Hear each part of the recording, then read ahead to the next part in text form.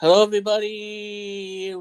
Get ready, everybody. We are going to celebrate the 40th anniversary of the Nintendo Entertainment System, the system that started it all and brought the video game back from the dead.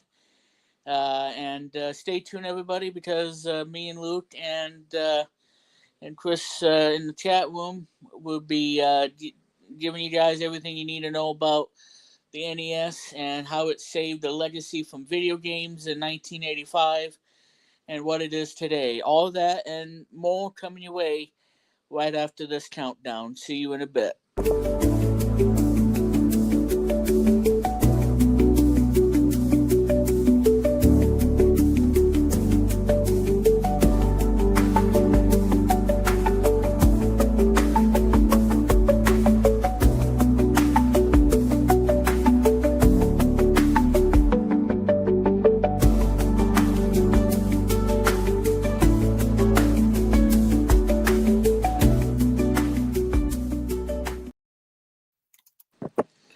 All right, everybody, we are live and welcome to BPT live stream special of the Nintendo Entertainment System 40th anniversary live on BPT YouTube channel.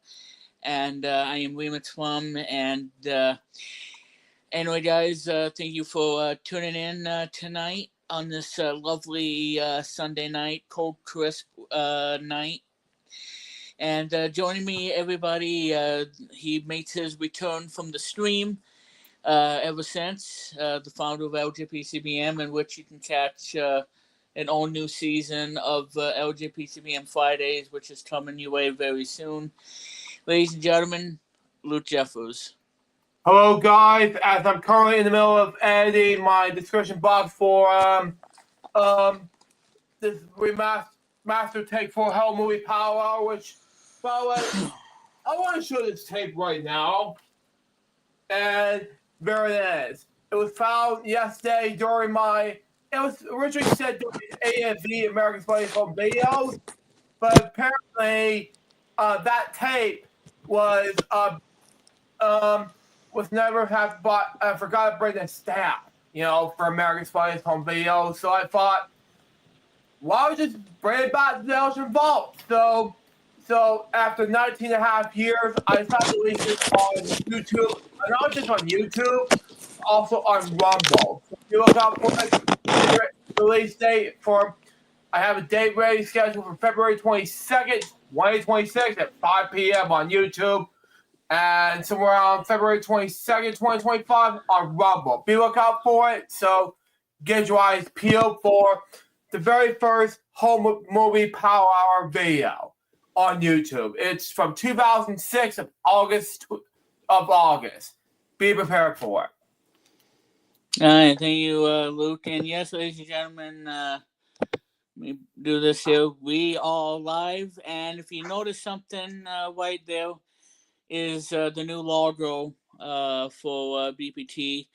It is brand new, and so you seen it last week, and now tonight the new banner is officially live. So there you go on that, and that is ready to go. So that is the new look of BPT that I created. So there you go on that. Let me know what you guys think of that. And here's Coffee with Chris, and he says I'm excited. So let me hide that. So, but anyway, ladies and gentlemen, welcome to the stream. And we are going to have ourselves a bit of fun here for tonight because, ladies and gentlemen, it's all about the 40th anniversary that you all know and love as the Nintendo Entertainment System that you see on the bottom. Now, hopefully there's no typo and everything on the bottom, and if there is, I will fix it. And let me know if the audio sounds good and everything, because I always don't know how the audio is going to turn. Because I am on the iPad doing this, and there's going to be there's going to be something awesome. So, and speaking of awesome, what we also want to say too is tonight We are gonna have a presentation for you all tonight, and I can't wait for Luke and Chris to see this to see this in action. Because, ladies and gentlemen, I have completed the top 40 NES games from number 40 all the way down to number 1. What do you think number 1's going to be? Well, we'll find out later on. I'm not going to spoil it right away, so you'll have to wait and find out. Wait and find out, folks. Yeah, you have to wait and find out on what that is going to be for number 1. But I can tell you it is going to be a great top 40. It was kind of difficult to come up with these games. I know that some of the games were not mentioned and whatnot. So for that, we're going to have a honorable mention to really show you guys what did not make the cut. And just so you guys know, I'm going to, be in a laughing mood for tonight. No, Friday the 13th is not in the top 40. So if you guys are thinking Friday the 13th, a crappy LJN game in Atlas, no, it is not on the list because it is a crappy game. And why would I put it on the top 40? Because it's garbage. It's garbage. Go check my React video, the Fairy Art Gamer episode of that video, the video game.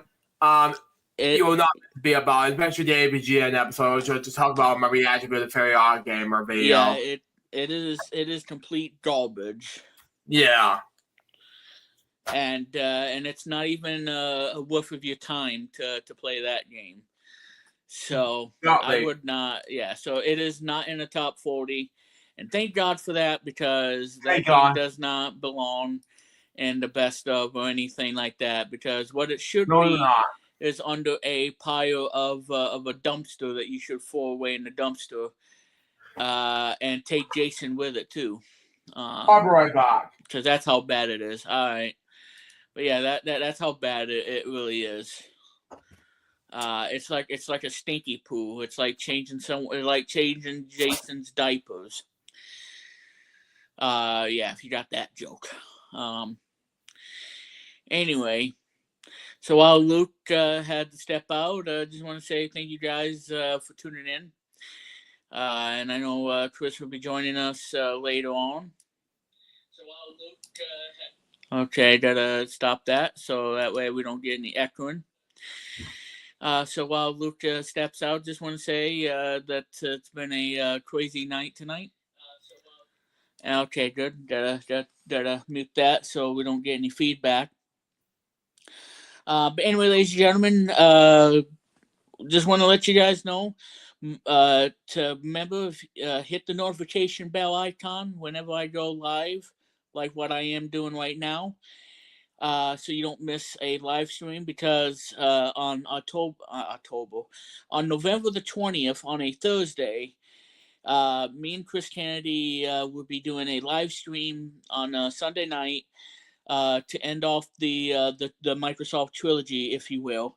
And that is the Microsoft Windows 40th anniversary. So stay tuned for that. All right, welcome back. So stay tuned for that, everybody. That'll be coming your way on November the 20th. So like I said, hit that notification bell, and that way you don't miss a thing. So anyway, as I was saying before, before you stepped out, I said, it's like, changing Jason for his diaper. Yeah. But if you try to make fun of him, he'll slash you into millions of pieces, and you won't make it past Halloween. Yeah, he will not. Ever. So there you go on that. Unless if you want to be, if you spit on his hockey mask, then yeah, he's really going to torture you. But anyway, we're going to talk about this all night, or we're going to talk about the NES 40th anniversary. I think that's what we should do right now, instead of talking about that god-awful 1989 game made by Atlas.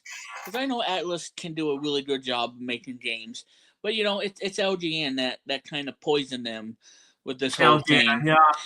Because Atlas has done a lot of great games, especially on the NES. Games like Z, XYZ by Atlas, and published by Hudson Soft. All that awesome game that that was a cartoon made into a video game known as Widget the World Watcher. Those games were made by Atlas. Yeah. And for them to make a crappy game like this, Friday the 13th, yeah, I mean, Whoopie-doo. yeah. So yeah, I just want to say this as a funny joke, but yeah, Friday the 13th is not in the top 40. It's I not. wasn't I No. wasn't to put Nightmare on Elm Street because it's actually a better game. But in reality, well, like I No. said, well, it's a decent game. It's better than Friday the 13th because that one was developed by Will. The so yeah, it's decent. Still not the best game by any means, but it's certainly a lot better Excuse me. than Friday the 13th. But like I said, audible mentions will be in the description below, so you can see what I had to say about that in terms of that. So. But anyway, without further ado, let's go ahead and talk about the NES 40th anniversary and talk about the console that really, brought video games back from the dead. Ever since Atari killed it in 1983, and please forgive me, Chris, Coffee with Chris Kennedy, who's in the chat room. I know who's watching this right now.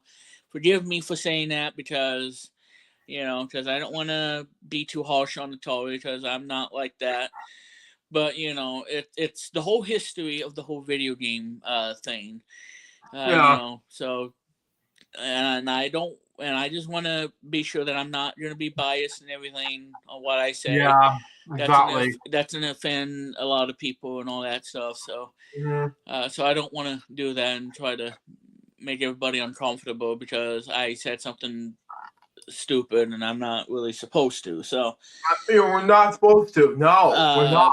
But anyway, so I am okay. So I'm gonna mute the speakers on my computer so we don't get any echo. And like I said, if there should be an echo, I will cut it off immediately so we don't make anybody else have their ears bleed. Yeah. Yeah, I'm gonna not have a microphone because that will not be good. That would not be good. No. So anyway, let me do this here. All right, and like I said, you shouldn't be hearing any thingamajig. Yeah. Because like I said, I got the mic muted. Let me present a screen. Okay. And me do this, and boom. Boom. Okay, so now if you guys can see it, like I said, I'm on the thing, and like I said, let me know if you guys can see it in the YouTube thing. Okay, yep, I can see it on there too. So let me pause that. Okay, so you guys can see it, and I gotta get out of the presentation slide mode because I gotta keep that on the webs until we talk about the top 40. So hold on to your hats, folks. We're gonna get to it, and so stay tuned. It's gonna be a great top 40. Yeah, it's on your butts. Yeah. Or change Jason's diaper and then it'll kill you in your sleep. Or Bonnie dressing up as Jason Voorhees. But anywho, I don't know. let's get into. I mean, imagine Bonnie being on an NES. He'd be a pixelated Bonnie in 8-bit graphics, and then an NES 8-bit music would be like I don't know, like follow the leader in 8-bit form. Or patty cake in 8-bit form, or Twinkle Twinkle Little Star, or or something like that. Yeah. Or if Bonnie, well, I don't think Bonnie should do this to me, but or imagine hearing this in a Bonnie 8-bit video game, which is something like this. And by the way, you can listen to this song on SoundCloud.com, and you can find it there. Anyway, here it is.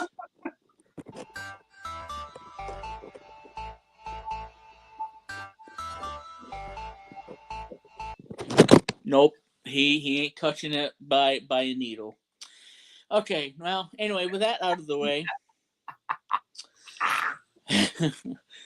I know. I've been waiting to do these fart jokes ever since you agreed to be on the stream tonight, helping out with the 40th anniversary stream. So Yeah, we are. Yeah. you know, so like I said, Chris will be joining us later on because he Mhm. has things he's doing right now. But like I said, he's in the chat room, so don't be afraid, Chris, because like I said, we won't let Mr. Bucket do anything to sabotage anything for tonight. Exactly. Mhm. Because if we do, I'm gonna get my thing and I'm gonna blow Mr. Bucket into pieces. But anyway, and yeah. So anyway, let's Uh, get serious now, ladies and gentlemen, because we're here to talk about the Nintendo Entertainment System, which was released on October 18th, 1985. That's also October 18th is also when Sonic Knuckles came out on the Sega Genesis, and a lot of things that released on October 18th. But this one and Sonic Knuckles are the two biggest things for that date.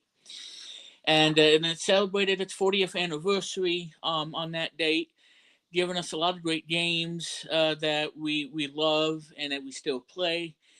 And some of the games that, well, like I said, I don't want to spoil it in a way, but like I said, we got this top 40 thing coming out for you all, so it's going to be a lot of fun. So anyway, let's get into it. And so, Luke, if you're ready, we will go I'm ahead ready.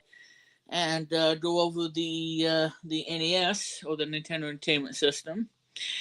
This is the console that I grew up with, and I had I believe I had a power set. Well, no, not a power set, but the challenge set, which came out earlier, and that came with Super Mario Brothers 3. Probably the one that came with that and Duck Hunt. Ooh, yeah. But like I said, I was in the born in '89, so the NES wasn't introduced to me until then. So love the NES still, and still to this day, it's my favorite. So there you go on that. So anyway, the Nintendo Entertainment System is an 8-bit home video game console developed and marketed by Nintendo.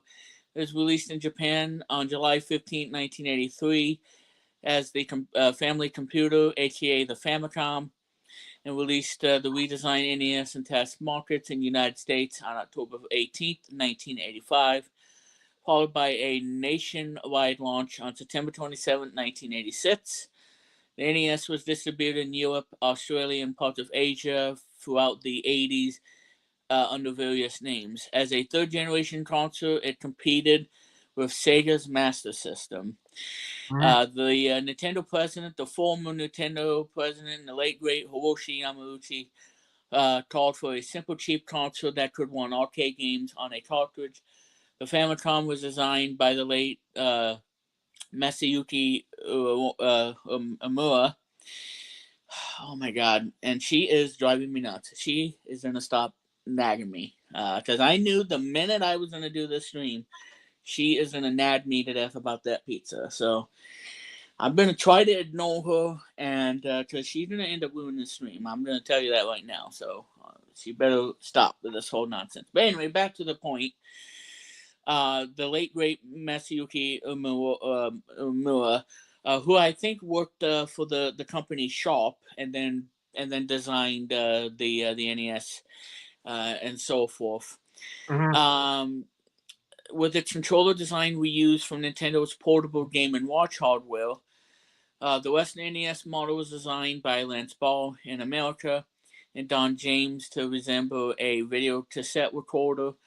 To Well, aid the okay. console's acceptance in stores, Nintendo released add-ons such as the Zapper, a light gun for shooting games, and Wob the Warbot, which is a toy Warbot that was made by Yokoi, and that didn't do really well because he was No, slow I did and loud. But he was the Trojan Warbot that really made the NES what it is. The NES is regarded as the most influential gaming consoles. It helped revitalize the American gaming industry following the video game crash of 1983 and Mhm. pioneered a now standard business model of licensing third-party developers to produce and distribute games.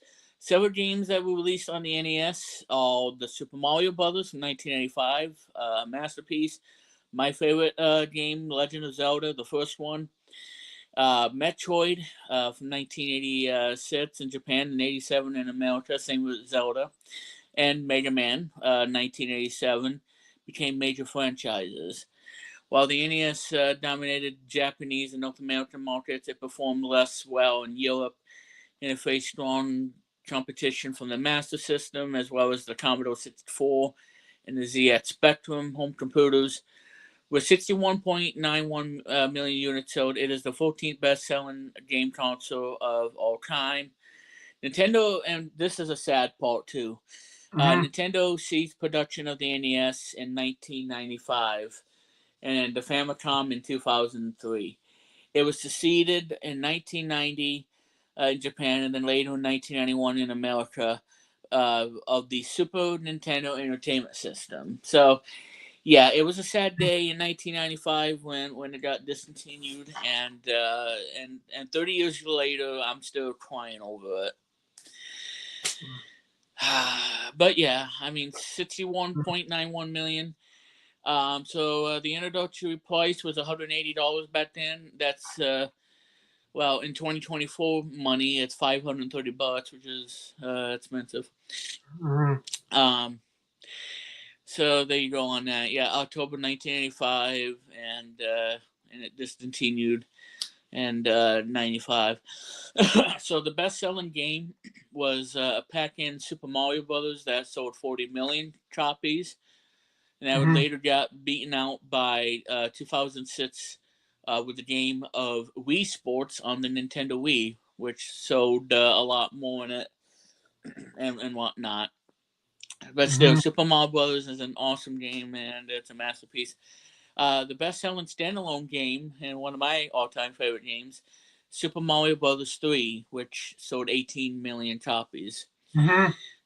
One of my favorite games of all time. I just love that game so much. So there you go on that. So uh, yeah, so a lot of stuff that has happened. Let me see. Okay, so the background. So the video game industry.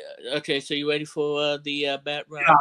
Alright, because it's gonna be a long, well, hopefully not bone, story, but hey, I mean, somebody has to do it, right? I mean, Yeah. because I'm doing this stream tonight, so on Mhm. BPT. So, video game industry experienced rapid growth and popularity from the late 1970s to the 1980s, marked by the golden age of arcade games and the second generation of consoles. Games like Space Invaders from 1978 became a phenomenon across the arcades worldwide. And by the way, Space Invaders was developed by Taito, the company that you may know of making not only that game, but also a legendary game that's going to be turning 40 years next year. And one of my favorite games from them, Bubba Bobble. Yeah. But yeah, the company Taito. So there you go on that. There you go. Um, Yeah, with the home consoles such as the Atari 2600, alongside the home computers such as the Commodore 64 and the television, acquired footholds in the American market. Many companies emerged to capitalize the growing industry, including the card and toy company Nintendo. So, before they made video games, they were a toy company, and so that's pretty much that. The president of Nintendo, Hiroshi Yamauchi, realized that breakthroughs in the electronics industry meant that entertainment products could be produced at lower prices. Companies such as Atari and Magnavox were already selling game devices for use with television sets to moderate success. Yamauchi negotiated a license with Magnavox for the patents on the technology used in the Odyssey. Since Nintendo's operation was not yet sophisticated enough to design its own hardware, Yamauchi forged an alliance with Mitsubishi Electric and hired several Sharp Electronics employees to Mhm. assist developing the color TV game Six. in the color TV game 15 in Japan. Now, Mitsubishi is supposed to make vehicles, not electronics, because their televisions are garbage, but I digress. Um, this was followed by the Game & Watch series, which was a phenomenal success. Came out in 1980 and ended in 1991. That was by Yokoi, obviously. The success of these consoles gave Yamauchi the confidence to expand Nintendo's influence in the fledgling video game industry. Yamauchi split, and by the okay, in 1978, Yamauchi split Nintendo into separate research and development divisions. He appointed Umemura as the head of Nintendo Research and Development 2, or Nintendo R&D 2. Wow. Yamauchi, through extensive discussions with Umemura and other engineers, recognized the potential of the developing the console beyond gaming. He envisioned a home computer system disguised as a toy, which could significantly expand Nintendo's reach if it became popular with children. This popularity would drive demand for games, with Nintendo as the sole provider. Indeed, by 1980, several systems have already been released in Japan, both by American and Japanese companies. He asked Umura to develop a system that would be superior to its competitors and difficult to replicate for at least a year. I know I'm going way too fast. Gotta really slow down here. The main challenge was economic, rather than the technological. Yeah, I know. I'm having problems with words because I'm speaking too fast, and that's not good. I know. Yes, folks, I can talk. I'm just having a bit of a talking issue. But yeah, thanks for that. So let's see. Yeah, technological. Yamauchi wanted the system to be affordable enough for widespread household adoption, aiming for a price of 9,800 yen, less than $75, compared to existing machines priced at 30,000 to 50,000 yen, or 200 to 350 bucks. The new system had to outperform other systems, both Japanese and American, while being significantly more affordable. So that's pretty much that. So, Inception. As a development progressed on the new video game system, engineers sought his guidance to its features. They questioned whether to include a disk drive, a keyboard, a data port, as well as the potential for a modem, expanded memory, and other computer-like capabilities. He ultimately instructed Yomura to. Humanity instructed anyway. Yeah, something like that. Yeah, ultimately instructed. Simplicity and affordability, omitting these peripherals entirely. Game cartridges saw less intimidating to customers. Were chosen as the format. The team designed the system with 2,000 bytes of RAM, or random access memory. The console's hardware was largely based on arcade video games, particularly the hardware for Namco's Galaxian from 1979, which I remember that game quite well. And Nintendo's own Donkey Kong in 1981, where Donkey Kong goes ape whenever somebody steals his bananas, and he'll be knocking on the door and pounding you because you stole his bananas.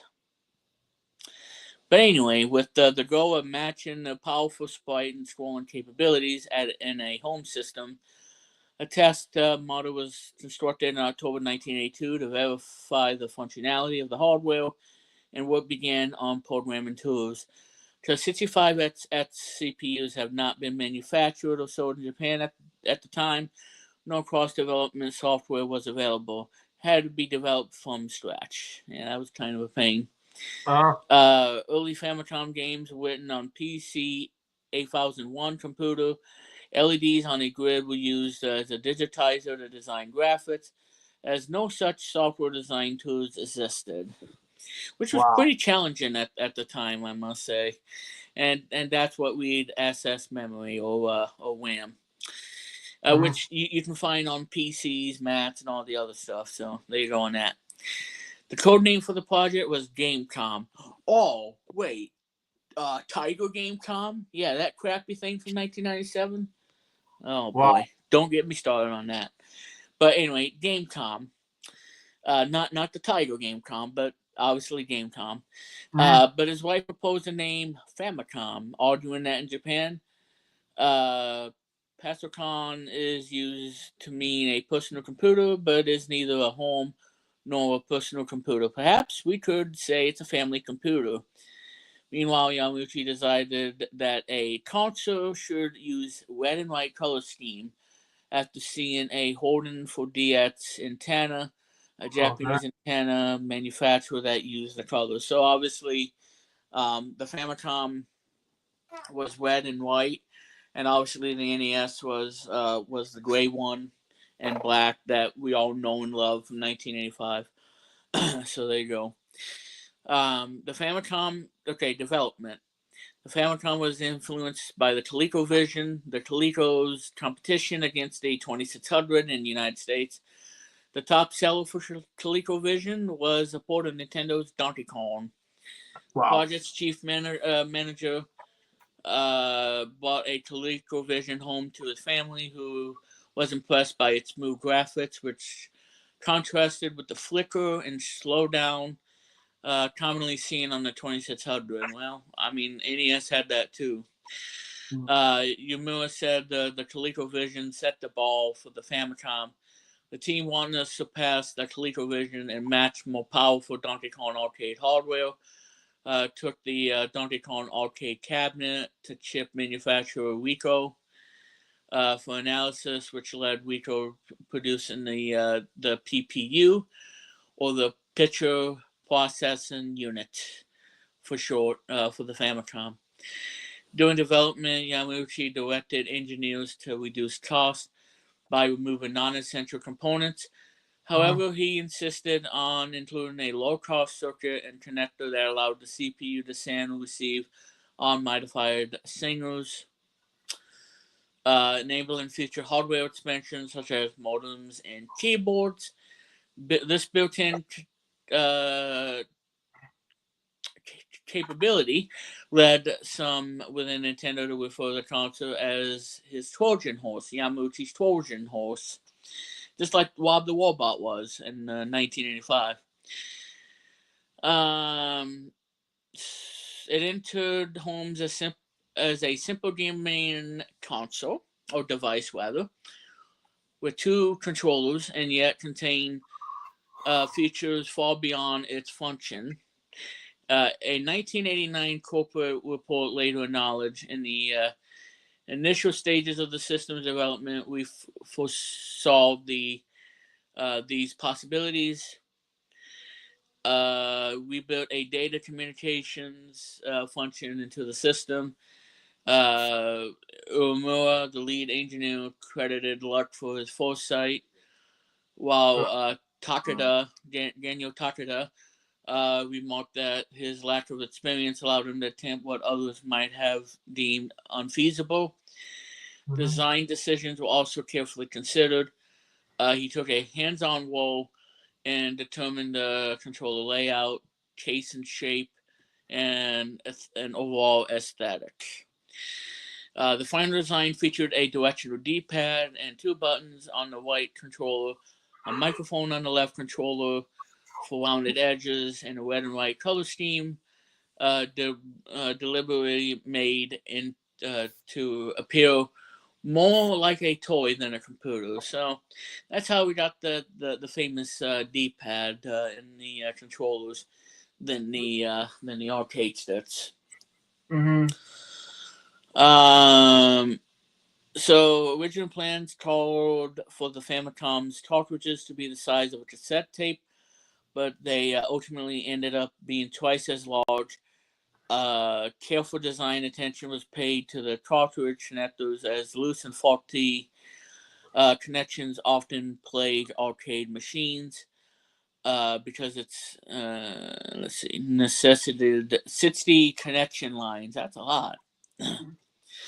For the memory and expansion, Nintendo decided to produce their own connectors.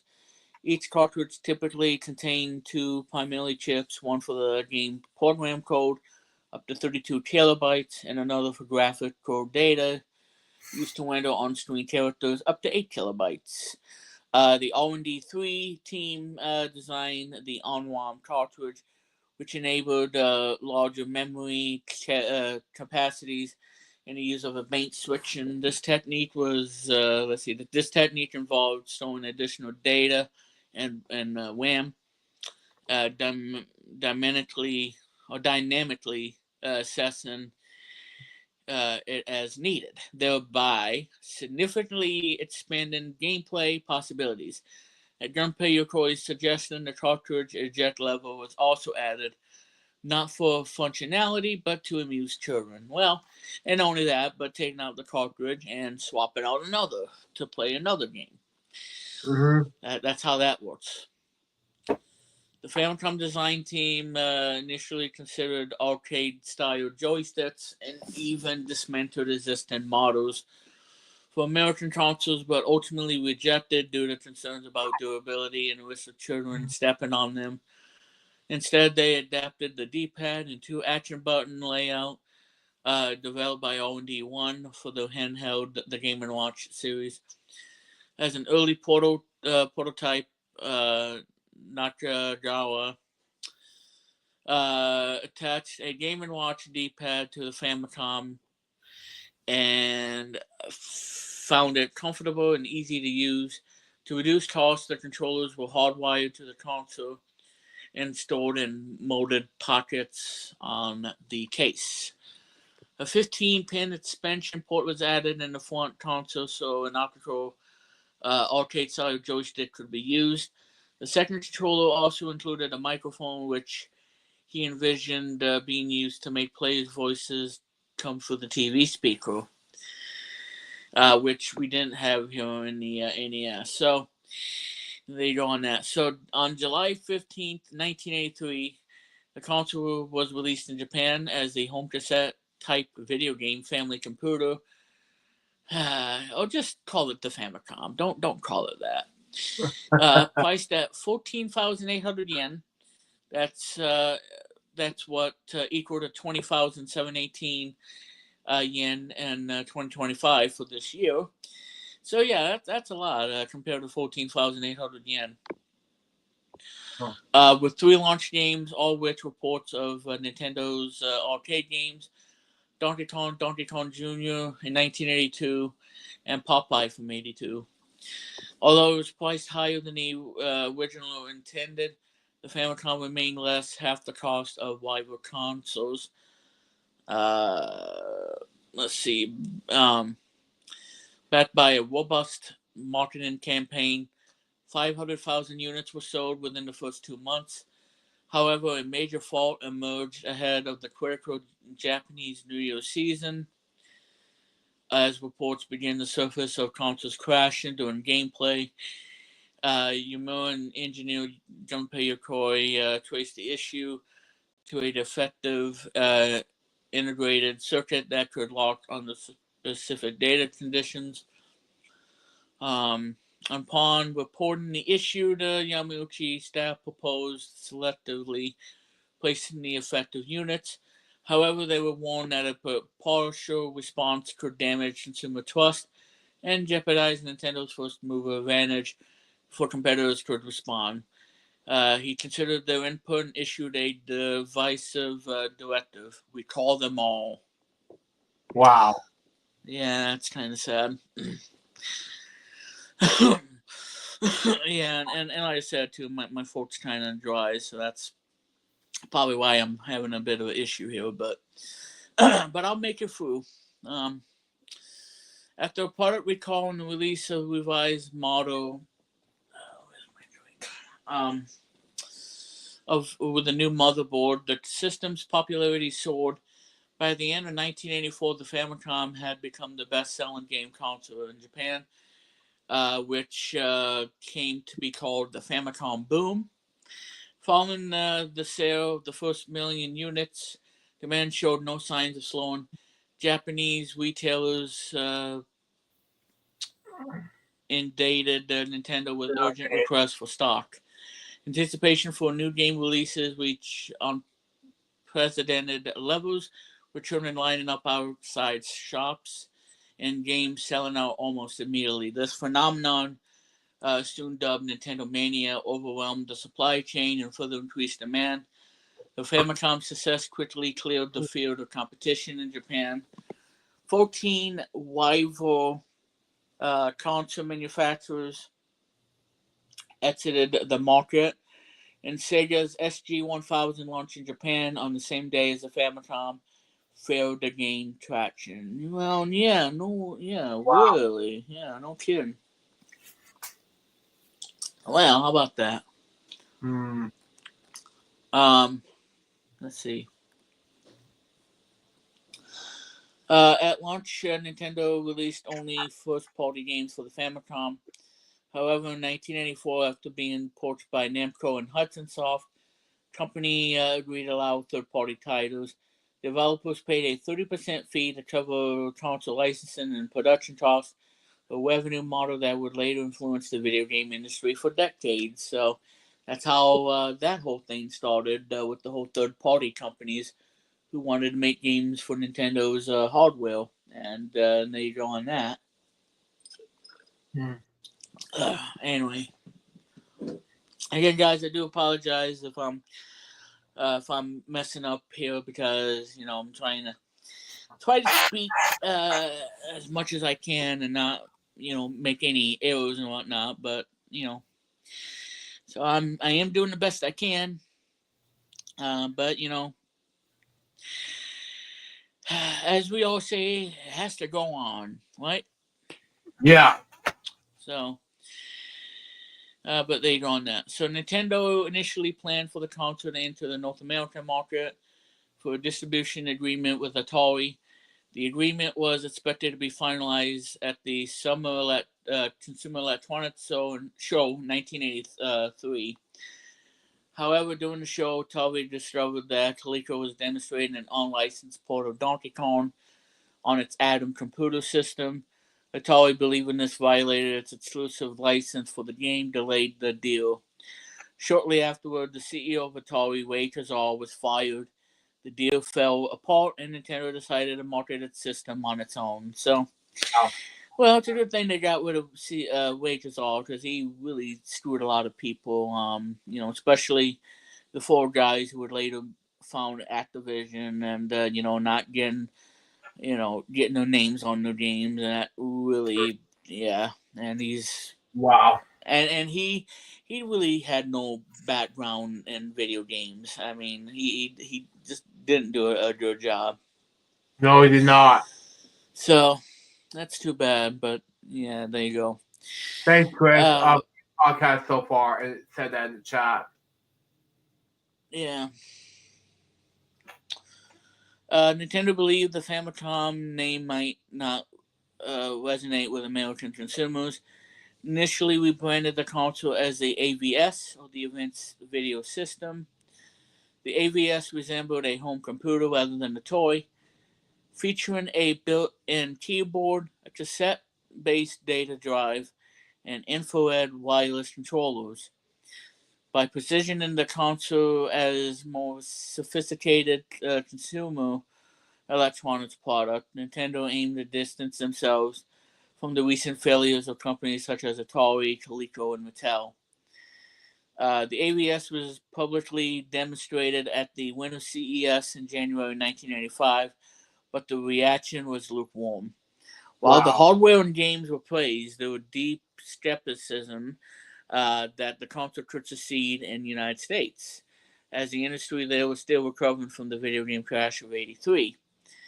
Electronic Games Magazine, or EGM, reported in March 1985 that the video game market in America had virtually disappeared, and I believe that it could miscalculation on Nintendo's part. So, yeah, 1985 was kind of a rough water for having another console, getting to North American. But there you go on that. Mhm. Uh, Well, it's not really a podcast, Chris. It's more of a celebration than Yeah, a podcast. But yeah, thank you for that. thank you. But it's not really a podcast. Mhm. Um, but yeah, but thank you nonetheless. Mhm. Uh, wow. With American retailers still wary of stocking game consoles after the 1983 crash, Yamauchi saw the opportunity to introduce the Famicom's hardware to North America through arcades. In 1984, Nintendo launched the Versus system, an arcade conversion system that featured ports of select Famicom games. The focus on two-player competitive gameplay, or just play rather. The Versus system, or VS dot, or Versus, as I like to say, because it's Versus, Okay. became a major success, selling nearly 100,000 cabinets and becoming the highest grossing arcade machine of 1985 in the United States. The success gave Nintendo the confidence to pursue a home console launch in North America and provided a platform to test new titles to help shape the launch lineup. And what does Chris say? I remember the arcade conversion systems. Yep, Uh huh. I do too. Uh, I remember one in my hometown, and the other one when I was at a amusement park in 1998.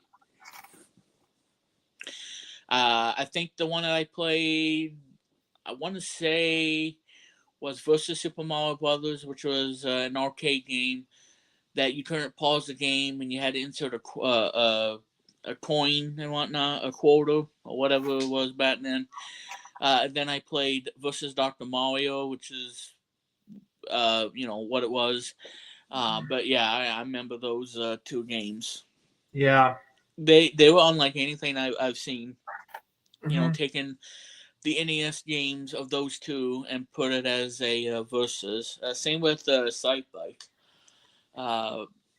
and whatnot, which I love, by the way. I love a Sight Bike. Um, anyway, Nintendo America designers Lance Ball and Don James were disappointed with the prototype console they received from Japan, which they nicknamed the Launchbox. Uh Uh, for the console's Western redesign, they added a two-tone gray color scheme with a black stripe and red lettering, as well as a front-loading zero insertion force slot modeled after a video cassette recorder or the VCR. Yeah, we remember those. Where you put them in and then you push play and you watch a movie and then you just pray to God that the tape doesn't jam, it gets stuck in the VCR, and then you cuss at it, and then you hit it with a sledgehammer. You just beat the devil out of it like Bob Ross. yeah. And yeah, and that's really something that you just don't want to get tipped off. No, you do not. So No. anyway, which concealed the game cartridge once inserted the redesigned console, now called the Nintendo Entertainment System, was unveiled by Nintendo in June at the June 1985 Consumer CES and dropped the home computer features of the earlier AVS prototype while retaining its gray color scheme and boxy form factor. It replaced the Famicom's hardwire controllers in the AVS wireless ones with detachable wire controllers using a proprietary 7-pin connectors to avoid the language used by earlier game consoles. Marketing manager Gail Tiernan, who worked there and was responsible for the Nintendo Power magazine issue number 1. Uh huh. Coined alternative terms for the NES hardware, calling the cartridges gamepads and the console itself as the control deck, which would later aid its acceptance in toy stores. To further distance the NES from previous consoles, Nintendo heavily promoted optional accessories such as the Zapper light gun. Yes, I remember that. Mhm. There it is. That's the NES Zapper. I had the gray one. I never had the orange one. Uh, Uh, and and Wob the Wobot. Oh my God, sorry about that. Wob the Wobot. robotic operation buddy to Wow. position the system as cutting edge and sophisticated. While initially consumer interest in the console was limited, its peripherals drew significant attention. Boy, So, so I know yeah. I'm just I know I'm having problems and whatnot because as I'm trying to read, I'm trying to pronounce the words and it's not getting to me because my throat's kind of dry and everything and I should have done something to. Well, I mean that's what happens when you do a stream. That's what You happens. book. Well, I mean you butcher it and then you have to like try again. Well, like I said, it's just my I have a dry throat and I have to make it wet so I don't keep messing up. So I do apologize, guys. Like I said again. Uh-huh. But anyway, the NES launched in a limited test market in New York City on October 18th, 1985, followed by Los Angeles in February 1986, Oh. and finally a full Northern American release on September 27th, 1986. Yeah, okay. The launch lineup included 17 games with the Black Bots. I remember the Black Bots games back in the day. Mm-hmm. The games are 10-Yard Fight, Baseball, Clue Clue Land, Duck Hunt, Excite Bike, Golf, Gyromite, Hogan's Alley, Ice Climber, Kung Fu, Pinball, Soccer, Stack Up, Super Mario Brothers, Tennis, Wire Gunman, and Wrecking Crew. Uh-huh. Nintendo contracted with toy manufacturer company Words of Wonder to get the NES distributed in stores. Mm-hmm. WoW's aggressive sales tactics included requiring retailers to carry the NES in order to sell WoW's other popular toys like the Teddy Ruxpin. Helped secure the shelf space for the console. The Uh-huh. salesman, Jim Williams, distinctly recalled delivering a ultimatum. If you want to sell Teddy Ruxpin and you want to sell Laser Tag, you're going to sell Nintendo as well. Uh-huh. WoW's efforts led to a successful first year for the NES. Afterwards, Nintendo of America ended the distribution deal with and hired WoW's sales team, taking over distribution directly. Yeah. With the launch of the NES, Nintendo redefined the home video game console market in North America. The Mm-hmm. 1983 crash had been fueled by misleading marketing, lack of quality control, and hardware fragmentation. In Uh-huh. contrast, Nintendo introduced strict standards for software approval, packaging, and quality. Its Mm-hmm. use consistent branding with icons, genre icons, box art that reflected in-game graphics, and the Mm-hmm. official Nintendo seal of quality to enforce its standards. The Mm-hmm. company used the 10 NES lockout chip to deter production of unlicensed games. Yep. So that is pretty much that. Yeah, uh-huh. Okay, yeah. Oh, yeah, we already saw that. Yeah. Mm-hmm. Okay, yep. I just wanted to make sure we missed anything in the chat at the Yeah, beginning. exactly. Mm-hmm. Okay, so well, we're not gonna go over all of this because we all know what happened. But yeah, so we're gonna skip that. Um, Oh my God. well, I mean, because like I said, I mean, I don't want to make it boring and everything. I mean, to put Yeah. everybody to sleep. Yeah, I was asleep during the rest of history, Yeah. Um. So bundles and redesigns. The NES was released in several retail bundles throughout its commercial life. For its 1985 test launch, the initial offering was the deluxe set, which retailed for $179.99. That is $530 in 2024.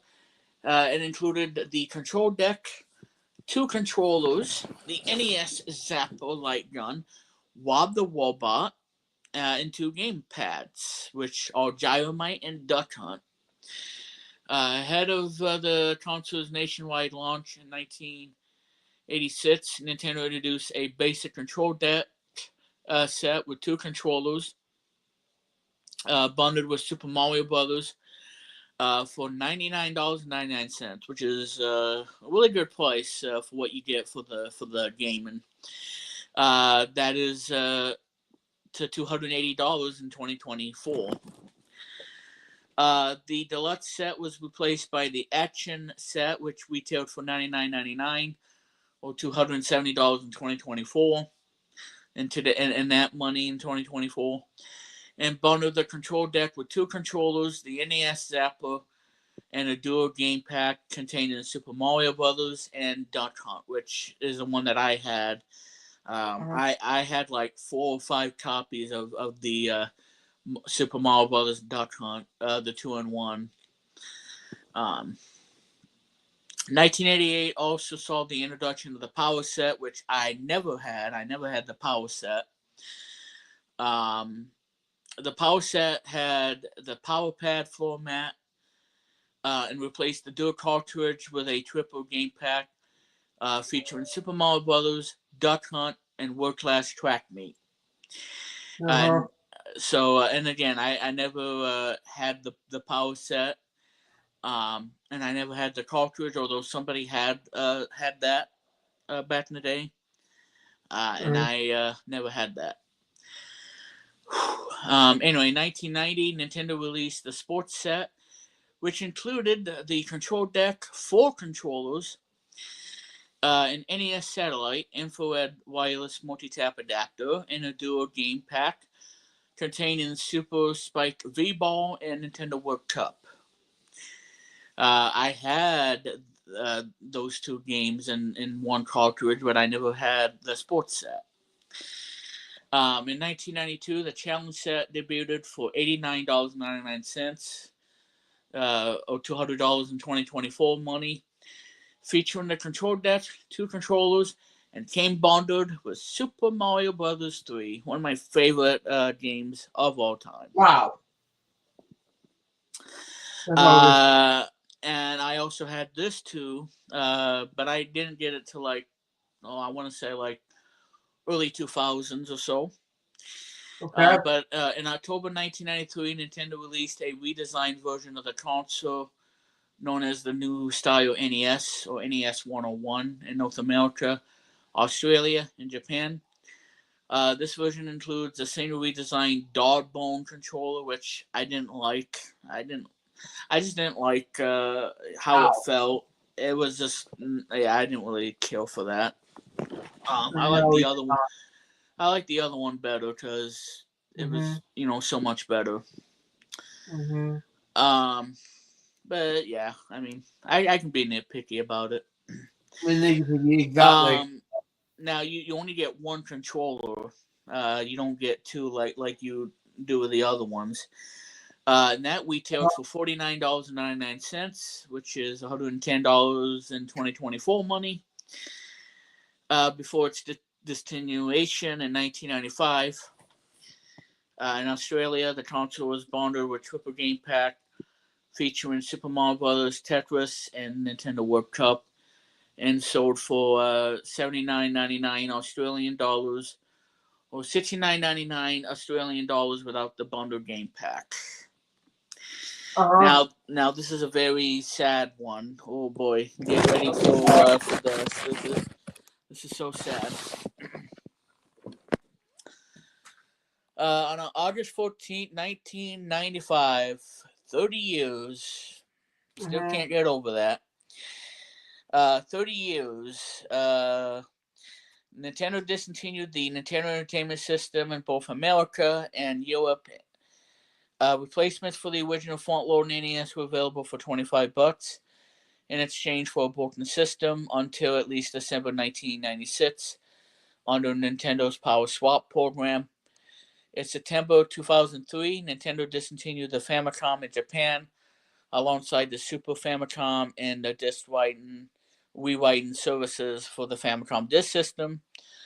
The last Famicom model was manufactured, by the way, HN11033309 was manufactured on September 25th, 2003. It was kept by Nintendo and loaned to the organizers of Level X. What about Level Y and Z? No? Okay. No. A video game exhibition held from December 4th, 2003 to February 8, 2004 at the Tokyo Metropolitan Museum of Photography for a Famicom retrospective and commemoration of the console's 20th anniversary. Nintendo offered repair services for the Famicom in Japan until 2007, when it discontinued due to a shortage of available parts. So, a sad day for us Americans on August 14th, 1995. Wow. Like months old when this continues. Wow. Like a month old. Yeah, I know. That's it's pretty sad, I tell you. It's pretty sad. Oh man. Yeah. I mean, heck, everybody was crying in August 1995 when they discontinued it. Yeah. I mean, like, what are you doing? Why are you taking What are you this? doing? Why you know? Yeah. You know. I mean, seriously, I was around when NES first came out, but I was alive when NES discontinued. You know. Yeah, I know. Strange things, I guess. The strange things. Yeah. Yeah. So I woke up with it, and the rest of the history would say that day. You know. Yeah. I had a nap earlier while you were saying things like that. You know. And he loved the power pad. That was nice. The first one I owned. That's cool. Before that, I used to borrow. Yeah, and you made so much noise with that thing, and you could wake up the whole neighborhood if you were living in an apartment, and you stomping on it. It'd be like, "Hey, quiet down! Don't make too much noise on that power pad, Mister." Wow. Yeah, I tell you. I mean, yeah, and if you lived in an apartment using the power pad and they yell and they cuss because you making loud noises with the power pad, well, what are you supposed to do if you're playing like world class track meet or even athletic word from Bandai? You know that I has mean, good man live in the house. You know. that awesome titles theme and whatnot. Yeah, part of the Family Fun Fitness. Yeah. I mean, what are you supposed to do? What are you supposed to do, folks? I mean, good man live in the house. You know. So here's the top loader, the 1993 Wii design. It's lightweight. I do like the fact that it's front loading. The problem though is that the quality of the video wasn't that great because it used a crappy RF switch and it just didn't look good. No, it did not. And there's the dog bone controller, which I don't really care for that much. No. No. And there's the Tran Famicom, and these were released in Japan. Then there's a TV that had a NES built in. I think this got released in America, and where you could play the games. I think Sharp released it.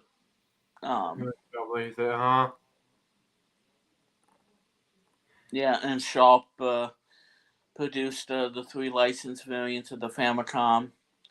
And then there's hardware clones like this one, the FC Twin, and that controller looks like a Super Nintendo controller. Which is pretty cool, I guess. I mean, but yeah, Yeah, that was something. that was something, Um, Next. and then there's this one, the retro USB AVS, and it has HDMI. Uh-huh. So that's that. That was nice. Yeah.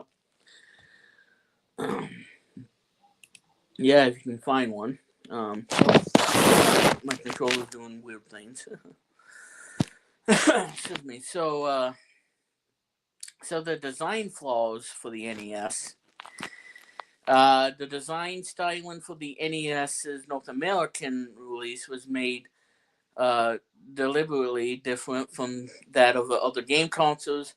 The company wished to distinguish the product from the competitors and avoided the poor design, the poor design and whatnot, and the reputation that the game consoles had acquired during the video game crash of '83. Okay. One result of this philosophy was to disguise the cartridge slot design, font loading zero insertion force or ZIF, Yeah. cartridge socket design that resembled the front loading manipulism of the video cassette recorder, the VCR. Mm-hmm. When a user inserts a cartridge, the force of pressing it into place. Let's see. All right, I lost my thought here. Well. Bends the contact pin slightly and presses the cartridge ROM board back into the cartridge. Frequent insertion and removal of cartridges can wear out the pins, and Mm-hmm. the ZIF design has proven to be more prone to interference by dirt and dust than industry standard card edge connector. So yeah, there was a lot of major design flaws within the system. I mean, it was something, back in the standards of the NES, and people had to live with that, I guess. But that's how it was back then. Uh-huh. Of a major flaw design. Well, I'm trying to sit up and whatnot, and then maybe I can talk a bit better and whatnot. So the design problems were exacerbated by Nintendo's choice of materials. The console slot nickel connector springs wear out due to the design. The game cartridge's brass plated nickel connectors are also prone to tarnishing and oxidation. Nintendo sought to fix these problems by redesigning the next generation Super Nintendo Entertainment System, or SNES, as a top loader similar to the Famicom. Many users reportedly tried to, elevate issues caused by corrosion by blowing into the cartridges and then reinserting them, which conversely sped up the tarnishing due to moisture. So that was a bit of a pain back then, of a major design flaw. Um. Um, so Wow. now this is the lockout chip that was used, and then they removed it from the new style NES. So the Famicom was released in Japan, contains no lockout hardware, which led to unlicensed cartridges, both legitimate and bootleg, becoming extremely common in Japan and East Asia. To combat bootlegs, and Nintendo attempted to promote its serial quality in these regions to identify licensed games, but Mm-hmm. bootleg Famicom games continued to be produced after Nintendo moved production on the Super Famicom, effectively extending the lifetime of the original Famicom. Uh-huh. The NES, released for Western countries in 1985, contained the 10 NES lockout chip, which prevents the system, or the console rather, from running cartridges unapproved by Nintendo. The inclusion of the 10 NES chip was a result of the 1983 North American video game crash, which was partially caused by market flooded of uncontrolled publishing of poor quality home console games. Nintendo sought to use the lockout chip to restrict games to only those they licensed for the system. This means a protection working in combination with Nintendo Zero quality, which a developer had to acquire before they would be able to have access to the 10NES information prior to publication of a game. Problems with the 10NES lockout chip frequently resulted in the console's most common issues. And I remember this too back in the day. The blinking red power light, which would flash and, repeat itself and whatnot. Which the system appears to turn itself on and off repeatedly because the 10NES would reset the console once per second. The lockout chip requires constant communication with the chip in order for it to work. Mm-hmm. So there's the techno specs of the system. The standard display resolution is 256 by 240 pixels. And yeah, the RF connectors, they're crap. Yeah. And the accessories, the game controller for both the NES and Famicom has a oblong brick-like design with a simple 4-button layout, 2 round buttons labeled A and B, a start button, and a select button. Mm-hmm. Additionally, the controllers use the cross-shaped D-pad designed by Nintendo employee Gunpei Yokoi.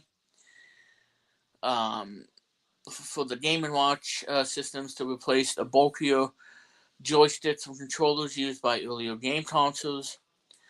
The original model Famicom features 2 game controllers, both of which are hardwired to the back of the console. The second controller lets the start and the select buttons instead features a small microphone. So if you were player 2 and you wanted to pause the game because you had to go, to the bathroom and whatnot, it's going to tell you no. If you want to pause, you have to ask somebody else to pause. And if they don't want to pause, then they want to be a total jerks and they want to mess with you. Like, okay, well, you can't go to the bathroom until we beat this game. Like, no, I gotta go, please. They'd be like, come on, please. It'll take me about 2 minutes, and then I'll come right back. Yeah, and then your friend becomes a dick. Well, hey, now come on. Yeah, it's only once. I mean, no worries. Only once. But it is true. They can be a total jerks. Anyway. Few games uses this feature. The earliest produced Famicom units have square A and B buttons. Issues with them getting stuck when pressed down lead Nintendo to change the shape to a circular design. And the units following the console's recall. In contrast to the Famicom's hardwired controllers, the NES had 2 7-pin ports on the front of the console that supports detachable controllers and third-party peripherals. The controllers bundled with the NES are identical and include the start and select buttons, lacking the microphone on the original Famicom second controller, which is nice because we live in America and I don't know. I don't know. Who knows? Several controllers that were intended to use with specific games but not commonly used, like the NES Zapper, a light gun, Wob the Wallbot, a toy Wallbot, and a power pad, a dance pad. The original Famicom has a deepened DA15 expansion port on the front of the unit to accommodate them. The 2 official event controllers were produced for the NES. One of my favorite accessories made for the NES was 1987. Is the NES Advantage, which is let me show you this. This is the NES Advantage. This is one of my favorite controllers ever made. It has a giant black joystick, arcade stick, the big B&A wet buttons. This was the Wow. coolest thing, which was the turbo functionality, which was very useful for space shooters like Gradius and Life Force Hmm. and many other games. Yeah, this controller, yeah, it was huge and bulky, but boy, this was such an awesome. This to me is one of the greatest Oh, well. controllers ever made by Nintendo. It is awesome. Uh, Now, and it also had that slow thing, which I'll show you guys. Which this is the most underrated and overrated feature on the controller is the wow. slow. And if you press it, it will keep pausing the game rapidly. Now, not all games do this, but some games do, like Adventure Island, for example. Uh, Tetris had that. Like I said, some other games had that. Other games didn't work, like Super Mario Brothers 1 and 3, because there was a slight delay, so those didn't work. Mario 2 did, I believe. Dr. Mario had worked with it. So certain games will work with the slow feature, but not all of them. Then you got your select, install, 1 and 2 player. And yeah, this thing is awesome. I love the NES Advantage. Wow. It is such a cool looking controller. What do you think of that, Luke? It's amazing. Hmm. Yeah, it's awesome. It is awesome. Amazing. Hmm. Yeah. And I know Chris would be like, "Oh yeah," he'll be like the Kool Aid man, like, "Oh Oh, yeah. yeah." Get over here. Yeah, Like yeah, that. really, yeah, really. So there you go. Huh. NES Advantage, an arcade controller produced by uh, ASCII Corporation, which I did not know that they did that, which they produced it, and licensed by Nintendo. In the NES mats, a controller with grip handles and a cycloid sliding disc D-pad in place of the traditional one. Both controllers had a turbo feature that simulates multiple rapid presses for the A and B buttons. Again, like space shooters and whatnot. Hmm. This okay, well now I lost it. Well, Thanks a lot. thanks a lot, gang. Um, Now this is the NES mats. Now this one I never had. Wow. And that D-pad looks kind of unique. Wow. And you got your turbo functions right there, and it's pretty cool. But again, I never had it. It kind of looks like a boomerang, if you will. Who come to know? Joking. Yeah, exactly. It's all coming back to you. Unfortunately, not. Fortunately not. Um, yeah. So anyway, the NES Max has manual plus turbo buttons. The NES Advantage offers toggle buttons for turbo functionality, along with knobs that adjust the firing rate of each button. The latter also includes a slow button that rapidly pauses the game. This function is not intended for games that invoke a pause menu or screen. So again, certain games won't work with that. No. Nintendo and obviously the standard controller was redesigned of the introduction of the new style NES in 1993. That retained detachable controller ports in the original button layout, but the shape was changed to a loosely resemble that of a Super Famicom, Super Nintendo controller, the SNES. Its Mhm. shape being named the dog bone controller. I didn't really care for that. Why? Nintendo created a knitting machine that interfaced with NES and showcased it in 1987 at CES for business feedback, although the accessory was ultimately not released as a product. Nintendo spokesperson Howard Phillips demoed it for Toys R Us in the late 1980s, and an advertisement used the headline, "Now you're knitting with power." in reference to the slogan used by Nintendo at the time. Yeah, so you wanna do your knitting and stuff. Well, you're knitting with power, baby. Yeah, exactly. What a silly idea. Silly idea. it was Trick it for was it kids. was silly. Joking. Yeah, it was silly.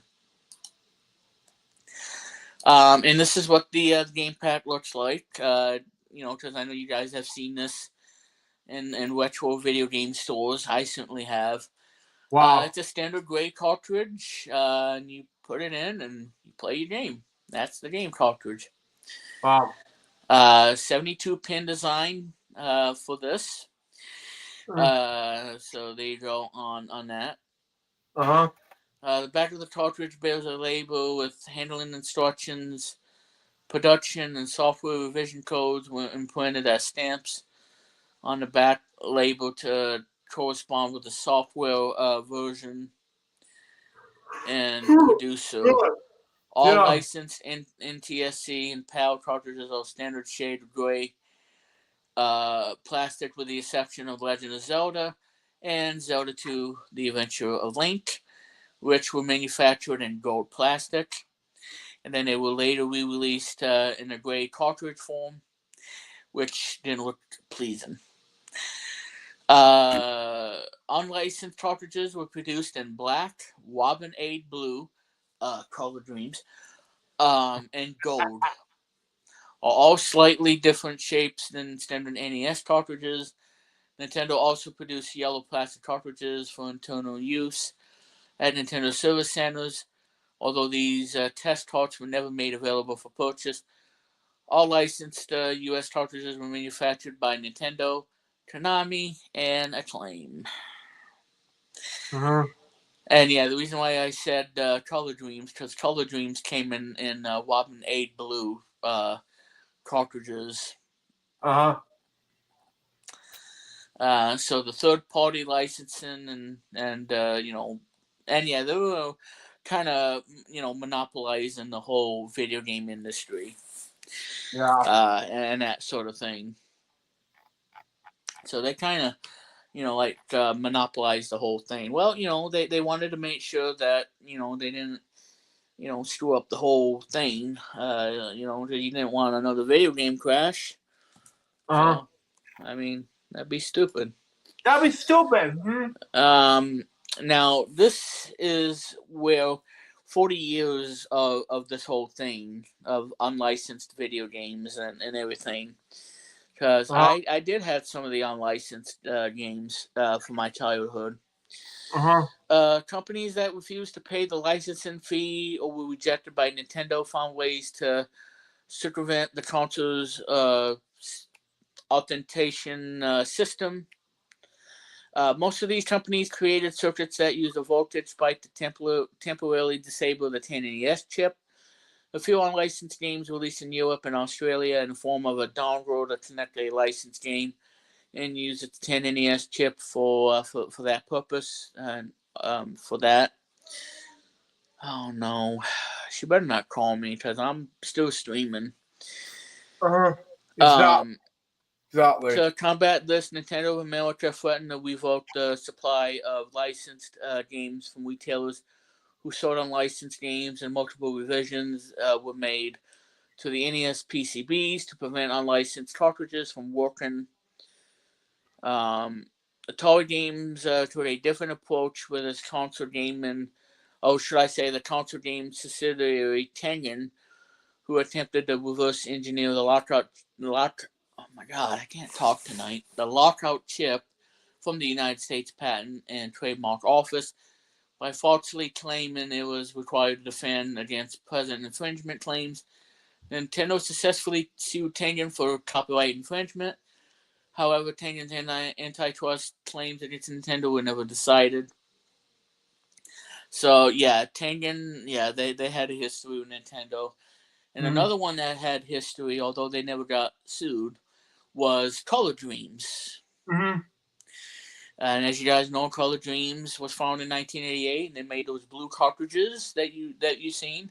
I only had one out of the whole blue cartridges, but there you go on that. They made Christian video games under the name Wisdom Tree. Stephen Cantwell, that Wisdom Tree presented Nintendo with a prickly situation.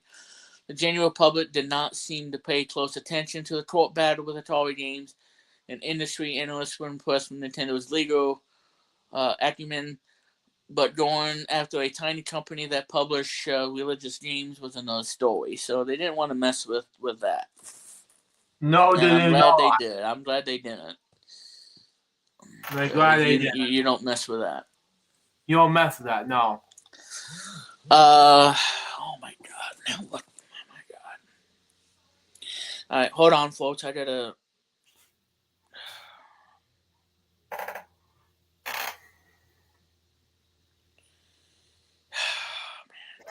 I apologize, guys. I'm trying to fight with her so I can concentrate. I'm sorry, folks. This is not what I wanted for tonight's stream. You know, being bugged by her, and I told her that I was going to do this stream tonight, and she's being a pest.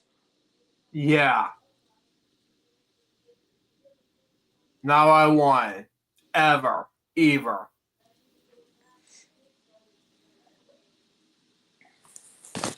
Well, if she calls me, I'm probably going to have to step out. Yeah.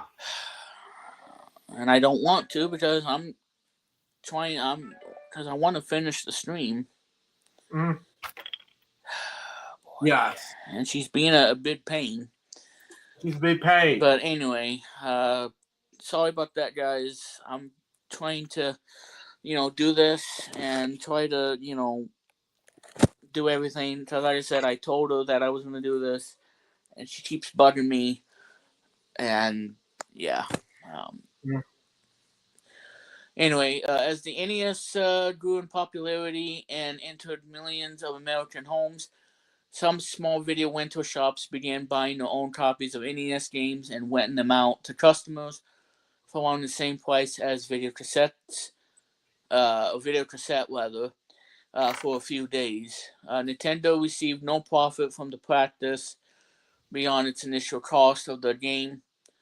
Unlike movie rentals, a newly released game could circulate and be available for rent on the same day. Nintendo took steps to stop game rentals, but did not take any formal legal action until Blockbuster Video began to make game rentals a large-scale service. Nintendo claimed that allowing customers to rent games would significantly hurt sales and drive up the cost of games. Nintendo notably lost a lawsuit, but did win on a claim of copyright infringement. Not Nintendo, but Blockbuster was banned from including photocopies of original copyrighted instruction booklets with its rented games. In compliance with the ruling, Blockbuster printed its own short instructions, usually in the form of a small booklet called a label on the back of the rental box, which explained the game's basic premise and controls.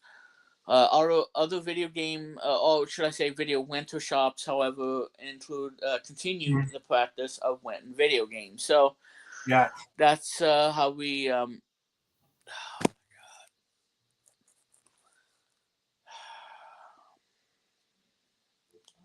She's being a. All right. Well, I'm gonna. All right. Well, we're gonna have to get into the top 40 in just a minute. So, again, guys, I do apologize. I think that I made a mockery out of myself, and now she's gonna really put the pressure on me and everything, and I don't know what to do, folks. It's really out of my hands, and I'm really trying so hard to really do this stream for you all tonight. But it's just a pain. It's a pain, really. Oh my god! I really don't want to do this. Oh my god. All right. So anyway, I'm sorry, guys. Again, she's being a pain, and I'm trying to do this here. Alright. But again, this is.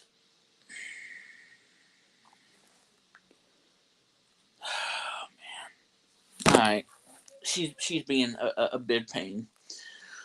Um. All right. Well, I lost my thought, guys. I'm sorry. The final licensed games for the console was Adventure Island 4 in Japan.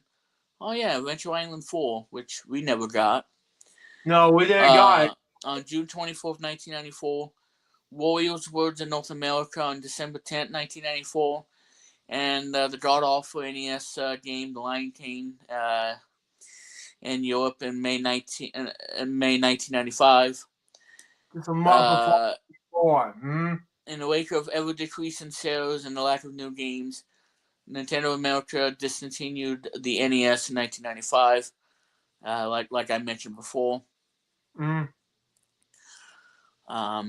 Yeah, so by 1990, the NES had outsold previous release consoles worldwide. So pretty much the NES kind of conquered and came and everything like that. NES, however, was not as successful in Europe during the late 1980s when it was outsold by the Master System. So yeah, Sega beat Nintendo in Europe, but here in America, Nintendo beat Sega. So there you go on that. There you go, folks. Oh boy. So yeah, the NES did not do well in Europe. Well, gee, I wonder why. I wonder why. So anyway, ladies and gentlemen, that is your whole history on the Nintendo Entertainment System. Right here, this awesome thing. And yes, ladies and gentlemen, this console will live on as the game console that really saved the video game universe in the 1980s. And it pretty much, a way that we play video games today. And it really revolutionized how we play video games general. Yeah. With the classics and everything that we just mentioned on the stream. So that in a nutshell, there you go. That's basically everything there is about the NES, the Nintendo Entertainment System. Happy 40th anniversary to the NES. Happy 40th NES. And I know that some of the games that we played, Luke has played some games on this, like Anticipation that he does on his streams, especially the LJPCBM Friday and the other ones that you do, and as well as no one them. Yeah, exactly. Yeah, and playing Tetris and everything. Those are great games. I mean, the Mario games are kind of hard for me to play. Yeah. I mean, I've seen the movie in theaters, the Super Mario Brothers movie. That was good. Yep, that movie. I'm they're coming out with Mario Galaxy movie, which is great and all next year. Yeah, I know. I'm excited for it. Same. Very, very excited. Exactly.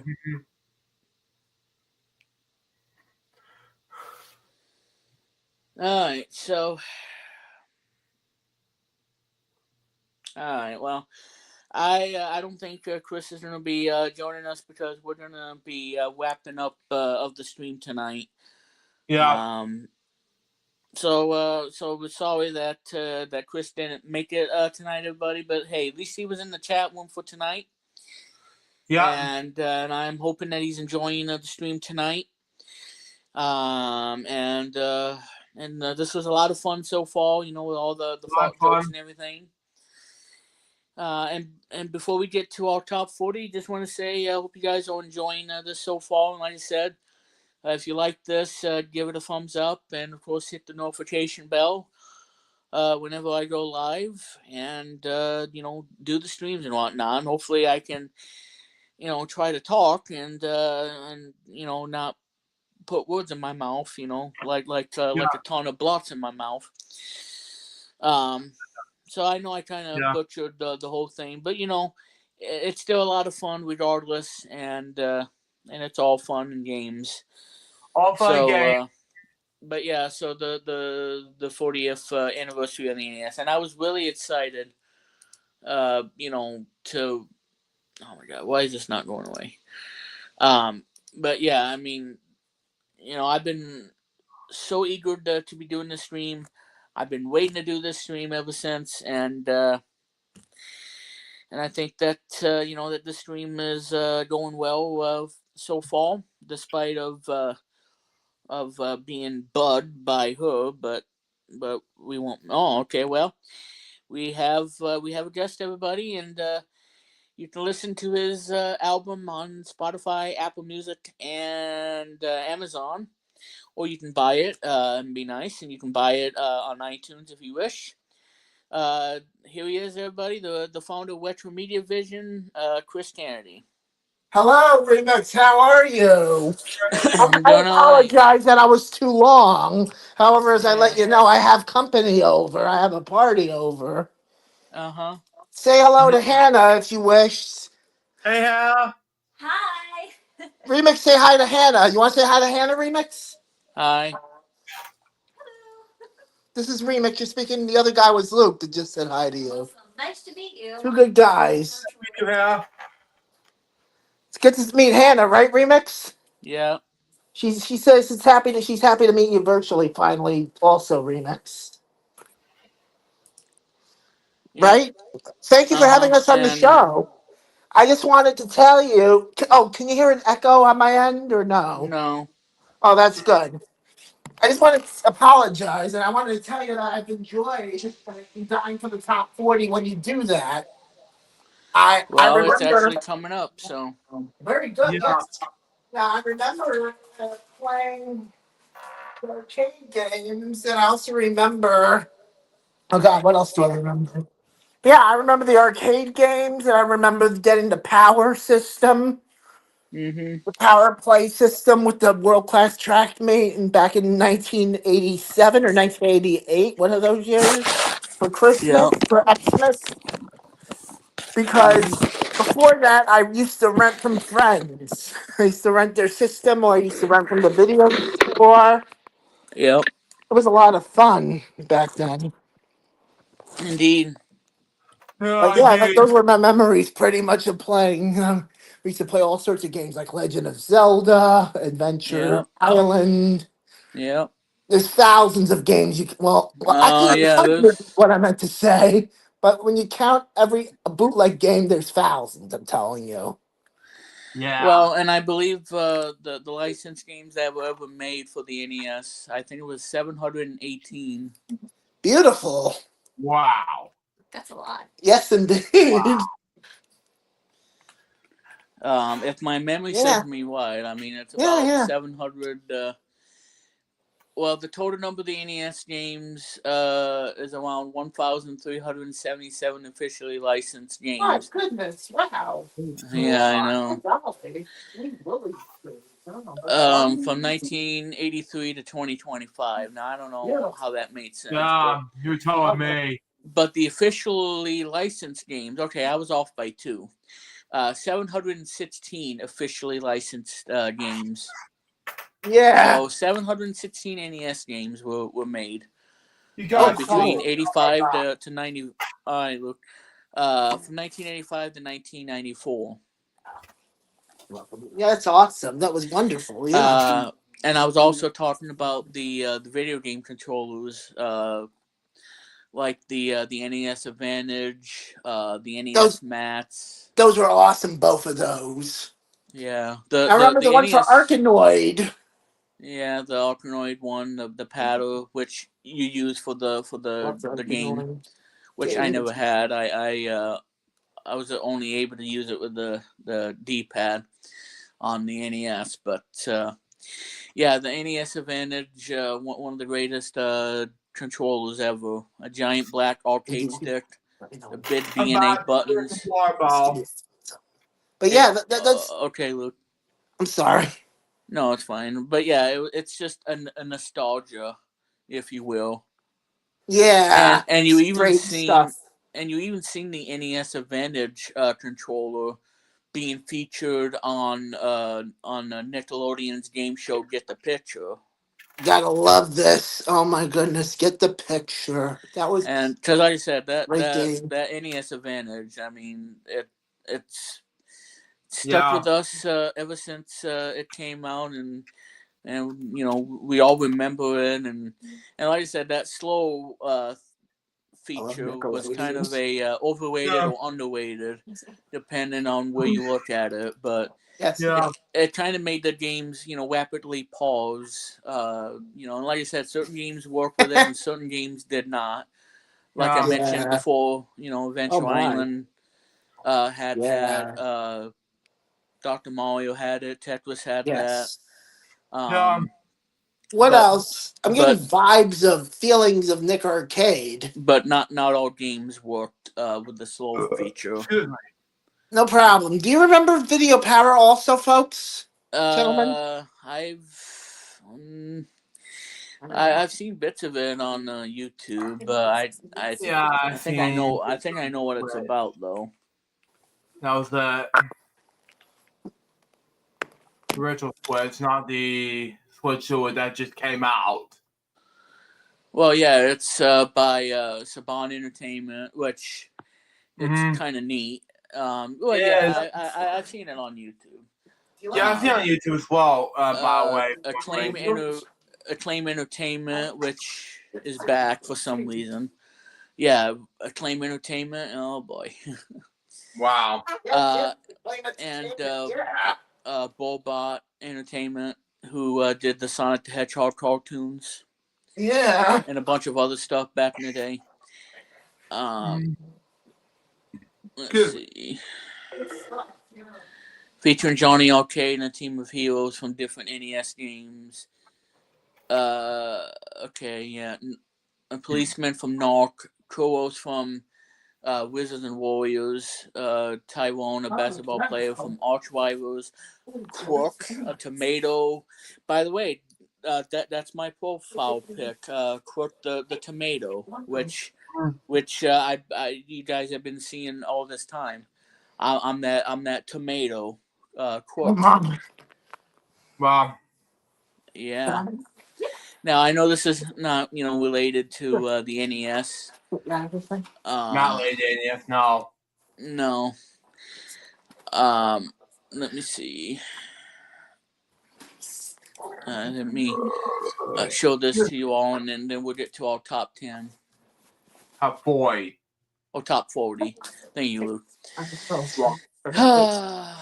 I think I overbid on the Price is Right. Darn it. Me too. Yeah, I'm with you, Remix. I don't deserve the double. I'm not entitled to the double showcase tonight, even though I But came anyway, off down. there's the game, by the way.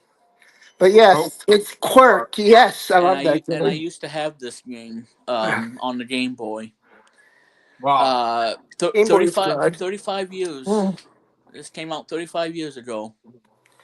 yeah. Developed by Atlas, published by Acclaim, and that's the tomato. That's the title character, and Wow. yeah. Wow. So what you see right here, that's me. That's the tomato. That's a Dude. profile pic of you. Yeah, it's neat. It's neat. He's a cute little character. I mean, Yeah. and yeah, it's a really circles, yeah. It's a cool puzzle game. Yeah. And it has really good music too, especially the menu music. It's just brings back good memories of that.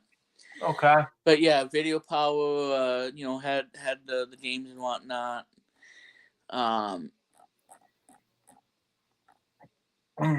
Oh yeah, okay, yeah, the prize round, one for a maze, yeah, that's pretty cool.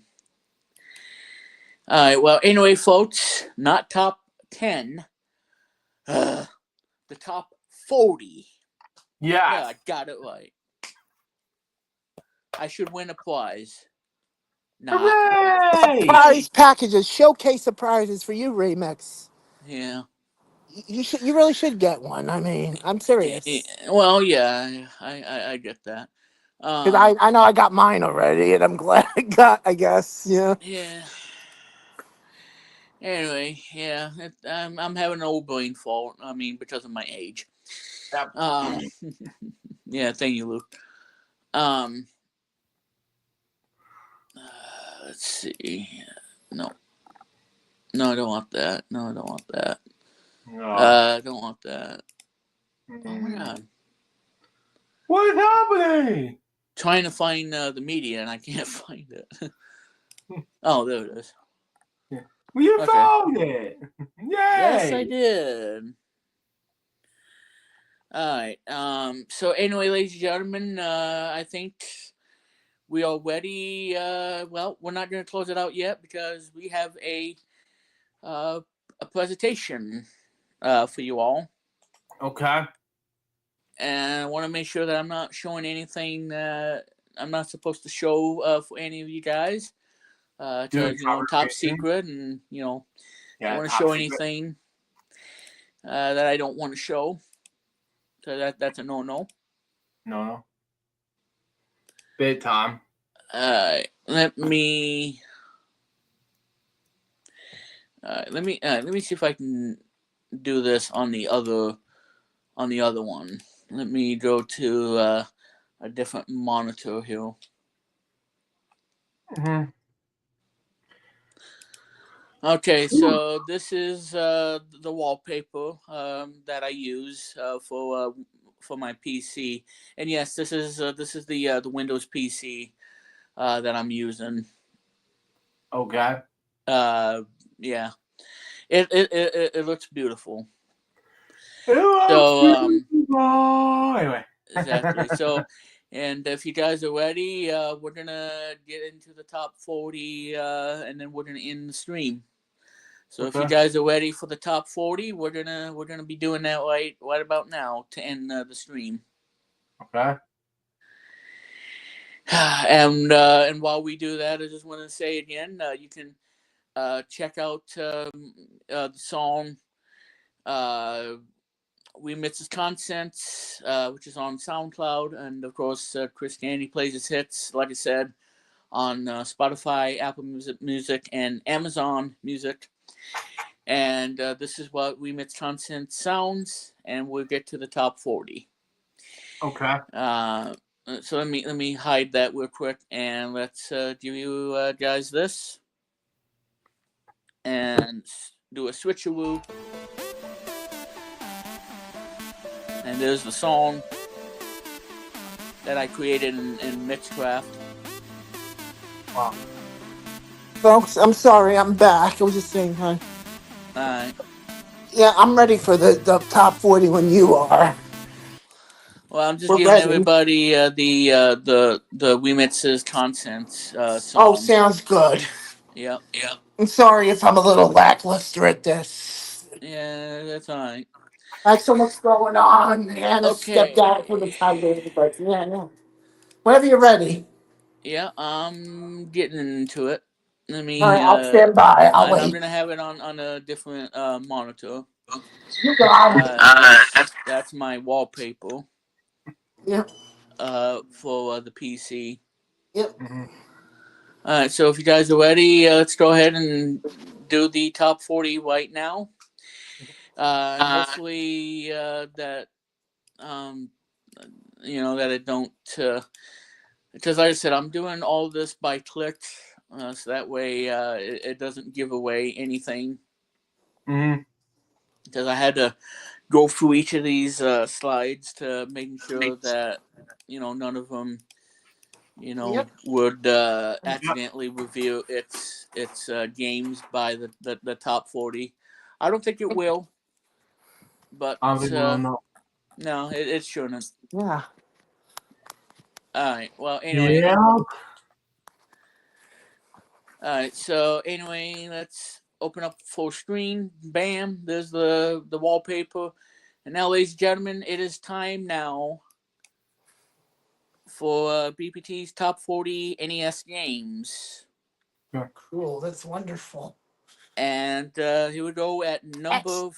40. Yeah. Yes. So here we go. So we're going to do Mm-hmm. them and whatnot. And I'm going to use the Xbox controller to to move to the next animation and to the next slide, because Xbox controllers are not only great for gaming, but they're really great for PowerPoint presentations, along with the software used to make it happen. So there you go on that. So all thanks to the Xbox controller. So anyway, number 40 to begin. All right, so number 40 is Ninja Gaiden. Yes. Okay. And here we go with number 39. All right, so like I said, I did all these earlier today. So we don't know what games I put on there, but only time will tell. So number 39 is Mark Ryder. Mac Rider. I got that one the other day again. From 1985 on the NES. He also made Arcade Mac Rider versus Mac Rider, Yep. which I like too. Different version. Number 38 is Double Dragon. Oh, that's a good one. I wasn't gonna put the second one, but I put the first one on there. Yeah. So number 37 is a game from 1990, and that is Star Tropics. Wow. Cool. Yep. Yeah, That's which good. I Yeah. used to have on the NES. Me too. Yep. And really neat. And it was, I think it was developed by O&D 2, the same Yeah. that was responsible for Mike Tyson's Punch Out. Yep. Definitely. I'm gonna hide the banner here so you guys can see a bit better here. Yeah. So number 30. So all right, there you go on that. No, that was number 37. Number 36 is Arkanoid that Yes. was mentioning. That was one of my all-time The favorite potato game games. from Yes. 1987, I think. Yes. 1986, 87. Yep. Yeah. Number 35 is The Adventures of Gilligan's Island. I know the game's not, great for everybody, but hey, I mean, I had it as a kid growing up, and it sounds something like this. Yes.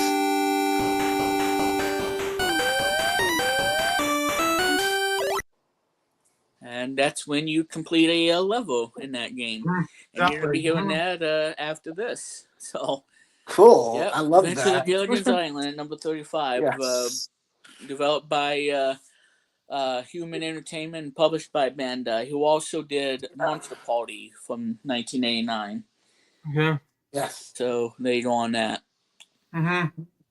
All right, so number 34.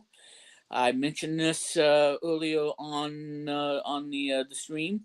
That is Wizards and Warriors, a game by Rare and published by Acclaim, and that was also in Video Power. Number 33. This is, I believe, the first game and whatnot, and it's in the Black Box series. Came out in 1986. It's Slalom. I got that one over the weekend too. Yep. Let's see. Number 32 is Pinball, the NES Pinball, the Black Box game. Yeah. You'll be a pinball wizard when you play that game. Absolutely. That and Midnight Magic. The NES version.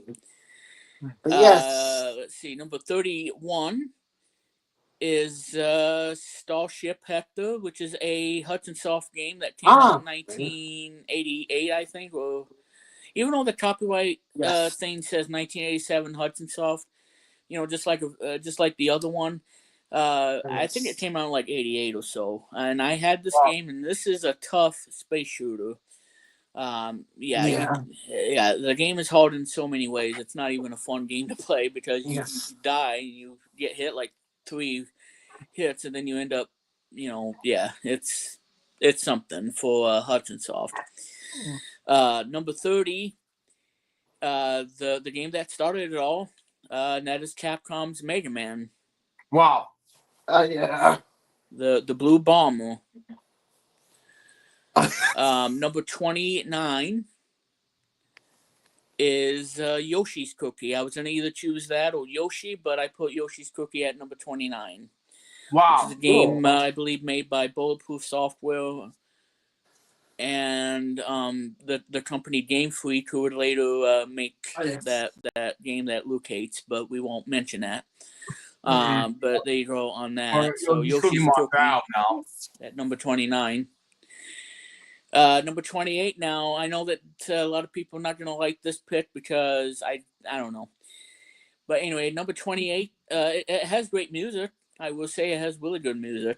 And that is Castlevania 2.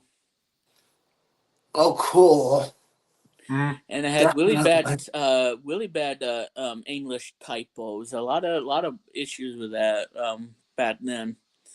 But yeah, I have to add that in. Now, number 27, maybe a total shock to both of you and for everybody who has played this game.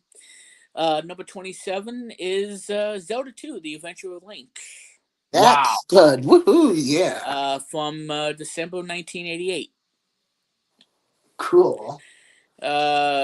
Number 26 is Blaster Master from Sunsoft. I know, Chris. I know, but it has great music. Yeah, I understand. Yeah, we talked about this the other day. Yes. Has an awesome soundtrack. Yeah, I understand. So number 25 is Shits, which is well, I miss. Yeah, okay. Yeah, Is it QIX? Yep. Yeah, I know that game. I Yes, made a typo, but that's okay. No worries, it happens. It happens. It's a game by Tato. No problem. Came out in 1990. It's kind of like Jazz Love Ball, that game. if you will. I like Ultimate Kits on the Genesis. Really like that game too. Yeah. So sorry about the misstep. Now, No problem. Luke, you're gonna love this at number 24.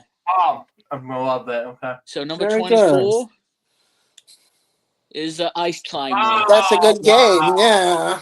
I was one of Remember the days of Skype Talks episode? What was it? 2? Yeah, 2. 2. Yeah. Yep, and I still love that video still to this day, and we had a reunion of it, which was great. And falling down into the pit, and then I was like, "Oh, game over, dawn." Game over. That's where it all began for that. It all began. But yeah, Ice Climber at number 24. Yeah. I should play. And I love the theme song too. Really good. Very good. Number 23. I had to choose this game because I liked it a lot. It is Did Dud 2, Trouble in Paradise. I remember this very well. You told me. Remember the thing would go. Remember this game. Things like that game. You know? I believe this is from 1989. I think. Yeah. Published by Bandai. Number 22. Is a game that Chris mentioned, and the game that I had on the NES came out in 1988, even though, again, the copyright says 1987. Yeah. And that is Adventure Island. Yeah, love that game, yes. And you control Master Higgins, and you go through 8 areas, so about 32 levels each.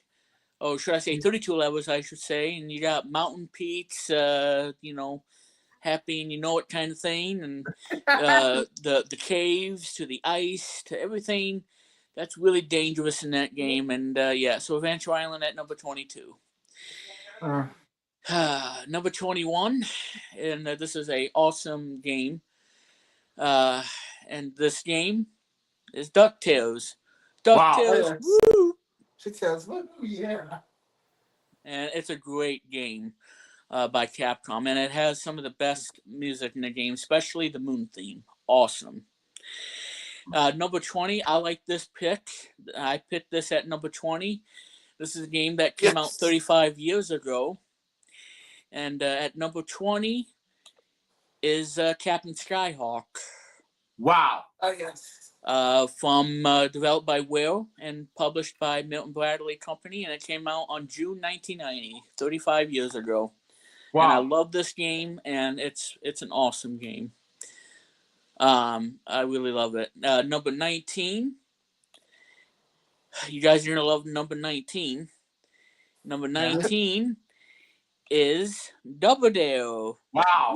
Yeah. By Will and published by Game Tech, and it has the best soundtrack from David Wise. And Mhm. my favorite physical challenge is Pie in Your Pants and the Trampoline Bounce, Love where that. you fall on your tushy. Wow.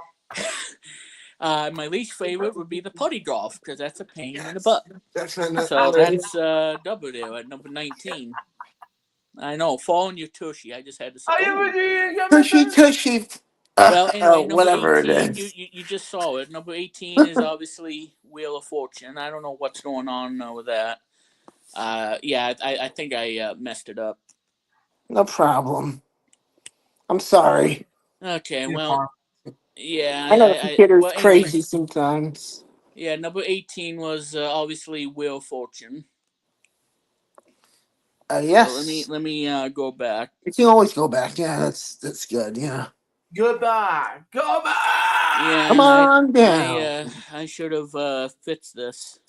Number 18, Wheel of Fortune. Come on down. Yeah, so that's Wheel That's of it. Fortune. That's good. Yeah, there we Okay, go. yeah, I think I know the problem. Yes. Let me Yeah. stop sharing. So we're at number 17.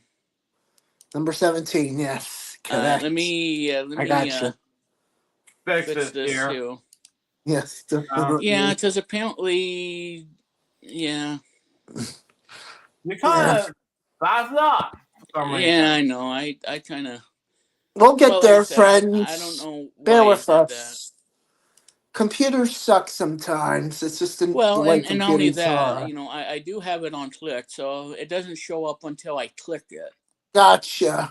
It's like slow down. Yeah, Yes. it's a slight delay. So, Yep. Yeah. well, I do apologize about that. So You're fine. me, me. It's, Now I gotta go back to this. Well, like I said, I've done this earlier just to make sure that everything was working. So I don't know what's going on with it, and yeah, sometimes it can be a weird drag. Yeah, it will be a little drag. Mm-hmm. Well, anyway, let's just pretend. Oh my god, why is it doing that? uh-oh. Oh my. Oh. Yeah, it's not supposed to do that It's not supposed to do that. unless if I have the transition. Yeah, yeah, it's the stupid. Yeah, it's a stupid transition. I have to turn that off because if you don't, it's gonna end up messing up. Because on the event slide where you got on mouse click and after this amount of seconds, if you don't uncheck that, then yeah, the whole presentation can really screw up in a way. Yes. So it's only for that one on that one slide, which was number 18. So Yeah. again, guys, even I do dumb things on PowerPoint because I use it, Yeah. daily, for work and stuff. But sometimes this kind of stuff happens. Yeah. Take it as you will. Yes. So anyway, it should not happen throughout the West because it's all turned off. So Oh, and thank it God. won't go into the next slide until I ask it to. Thank you. I'm in control of this, not the software. I'm in control of You're the this. boss, Remix. You can You're the fire the boss. I software if made it this disobeys presentation. you. Yeah, I made this Yes. presentation. I know. I'm the controller. Understood. Yes. I That's mean, this ain't correct. no Thank mind you. games. So Thank you. obviously, number 18 Yep. is Wheel of Fortune, That's it. the Yep. 1987 game by Whale and published by Game Tech. Yes. Uh, all right, so There number we go. 17. Thank God. Come on, do your job now. Um, okay, now I'm having shoot. Yeah, now I'm having a video issue. Oh God, really? I know Well, no, not PowerPoint's really. gonna get fired today. It's just well, it's because I have VPN on. Gotcha. Yeah, But I just, well, yeah. I apologize because I just said, things do happen. Happens a lot on my show, Remix. I'm gonna tell you. I'm just gonna be Yeah, honest with you. yeah, it We happens with me I too. You have a lot of technical glitches that the audience sees. Yet I try to cut them out in post. All right. All right. So number 17 is Contra That's Okay. it. Yeah. by Konami. Really good game. Yep. Number 16 is Gradius from Radius. 1986 Oh, by love that game. Konami. It was a good game. Yep. Yeah. Yep. Number 15 is Yep. Tecmo Super Bowl. Yeah, we play it all the time. I played it before. I'm the incomplete pass guy. Yeah. Yep, incomplete pass, and everybody Oh God, laughs at you it. kill me. Number 14. By the way, that's a really good football game where you can actually watch, which is really cool by Tecmo. Number 14 is Anticipation. It was a Oh good yes. So yes, I did say Anticipation was on the list, and it's at number 14. Developed by Rare and published by Nintendo in 1988. This is me and Luke's favorite game on the NES, game. and it's a fun party game. Yep. And if you think that the game's too easy for you, do the hard mode where you have to do 4 levels instead of 3, and make sure you don't fall down, or you be crying to level 3, Requires a level 3. and it'll make that noise like boop boop boop.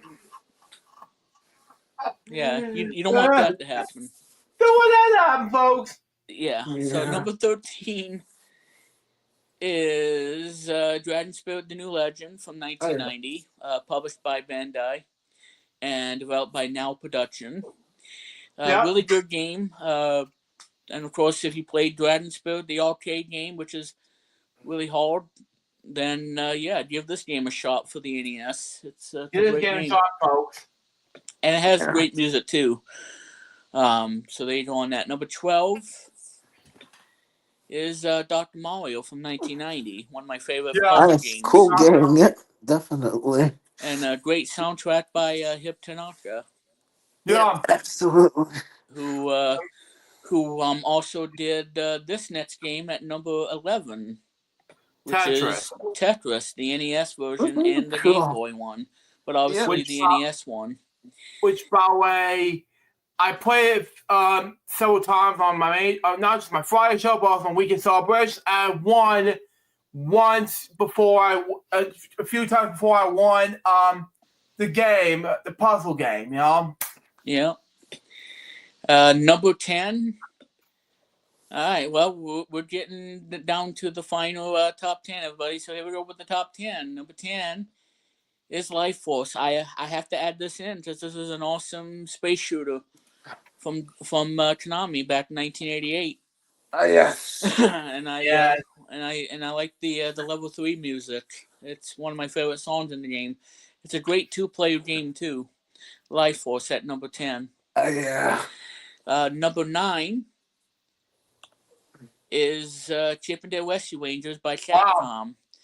This is Yes. in the Disney Afternoon Collection, which Chris has, Yes. and I I do. too on Xbox. Got And he that has for it my on birthday. PlayStation. Thanks to Ronald And Onion. what can I say? This is an awesome game. Yes, it is. It's a fun 2-player co-op game. Yep. You can either mess around and for your player off the screen, or you can play cooperative and work together as a team to finish the whole game. And it's accessibility and it's fun for everybody, and it's a pretty easy game by Capcom. And it's one of my favorite games ever made, being a Disney cartoon from 1989. Okay. Oh, yeah. But yeah, this is such a great game and an awesome soundtrack too. love the music in it. Love the Okay. music. I just love that game. So number 8 Yes. is Sight Sight Bikes. bike. One of Yeah. my favorite racing games. Yeah, It's a good movie legendary goes for. game, and I love the fact that when you crash, you not only see the biker crash, but you get to hear that funny crashing noise whenever you do something dumb or you. Yes, I know. This game has a lot of humor, Funny. and yet it's still the best game ever made. I Yes, love Yeah, Sight indeed. Bike. I it was agree. Yeah, funny. I'm with you. This is the best game, and I You did all the this way. on Retro Night back Oh, in that's good. 2015. Good Yes. Yeah, times. I'd love to 2014, see it. 2015. The year Well, I met you, 2015 remix. Yes. Yep. and at the time when I say good movie goes about the social life, and I get Yep. a laugh, I you know. remember that. Yep. Yep. Number 7 is Baba Bobble. Yeah, you know I had to pick that game Oh, because I yes. was mentioning this game earlier on the stream. This is the game that came out in November 1988, and it'll be celebrating its 37th year. This is to me Yeah. my favorite port of the arcade game Baba Bobble. The NES version is the one that I grew up with. It's a lot of memories. I played this on stream a lot of times during birthday celebration. Uh, yeah, this game's awesome. It's a Yeah, legendary game from Yeah. 1988 by Tato. Yeah, the NES version is the best out of all of Oh, them. yes. I just love the NES version of it. Uh, Devil yeah, Bob. so Baba Baba at number 7. Dawn Tootin' White. Number 6 is Kirby's Adventure from Kirby. 1993, well, uh, made by HAL Laboratory. This was the only Kirby game made for the NES, and it had great music, great graphics, and it pushed the NES to its limits. Awesome game. Love Kirby's Adventure. Number 5 is Super Mario Brothers 2. wow, I really wow. enjoy this game Too, yeah. a lot more than I do with Zelda 2, but Yes. Super Mario Brothers 2, it's great. Um, the music's great, and Shy Guys, the Bodo, who is a female, which is a male. He's a Uh, tranny, I believe. yeah, I don't and know. yeah, Sort of like Super what Mario I. Brothers. Well, I'm not gonna. Go ahead. Super Mario Brothers 2. It's a great sequel to the first one. It's a shame that they left out the underground music that Yeah. remixed version. Yeah. It's awesome. It's Yeah. too bad they replaced it with the other one. Yeah. Yeah, And you can find that on YouTube, by the way. Yeah. It's really awesome. yeah. Um, yeah, it's really good. So that's Super Mario Brothers 2. Yeah. Number 4 is Bomberman from Ah, 1989. That's yes. by Hudson Definitely. Soft, Yep. which Konami owns this game now. Yes. All right, so number 3 and number 2 was so hard, and yeah, so number 3 is the original Super Mario Brothers Woohoo! from Yeah. 1985. A masterpiece, 40 million copies sold. What else is there I have to say Well, about the Super Mario sound. Brothers? Number 2 is The Legend of Zelda from 1987 Wow. Yes. on the NES. It came in a gold cartridge, and I played this game a lot more than Zelda 2. Oh, yes. And I love Legend of Zelda so much, and that's pretty much that. And now, ladies and gentlemen, the number 1 on the top 40 NES games to celebrate the 40th anniversary of the NES. At number 1, you guys ready for this? Yeah, I'm ready. I'm all set to 3, go. 2, 1, booyah! Yep. Wow. I'm Super Mario deservingly so, Brothers rightfully 3, so. Yes. number 1. Woohoo. Wow. I Super agree Mario with Brothers that 3. one. Yes. And again, the honorable mentions will be in the description below, so you Cool. can check out the honorable mentions that didn't make the top 40. And Yeah. that, my friends, that is your top 40 of the NES games for the 40th anniversary. Yeah. Yes.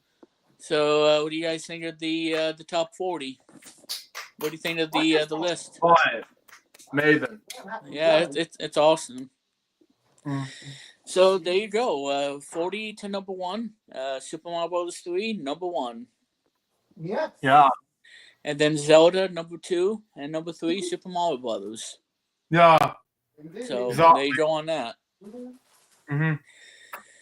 So anyway, with that being said, I think that is going to do it here for tonight's Nintendo Entertainment System 40th anniversary celebration here on BPT. This has been a lot of fun, even though I kind of messed up the whole history thing and my speech not being as good, but I did what I had to do.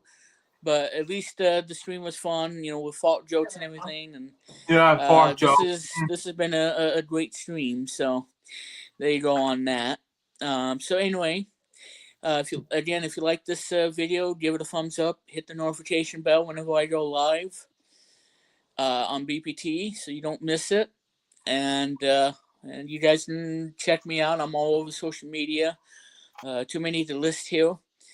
And again, you can check out We Miss This Content on SoundCloud.com. Mm-hmm. And I will probably be doing a new song sometime. I don't know when. But I do want to do a new song and have it uploaded on SoundCloud for you all. So it Go would be check it out. awesome. Yeah. And of course, ladies and gentlemen, like I said, you can check out Christianity Plays His Hits album on the streaming services, Spotify, Apple Music, and Amazon.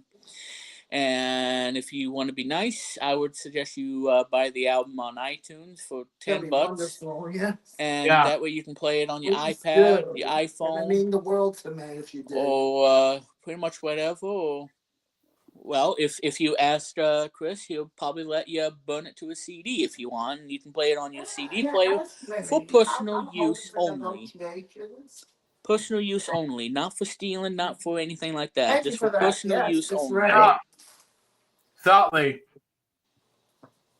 So there you go on that. But anyway, check out the album on those 3 platforms, like I said. Where you can listen to Walk Me and Beat, the Kaga, and the other songs that are in the album. So give it a listen. Yeah. And there you go on that whole situation.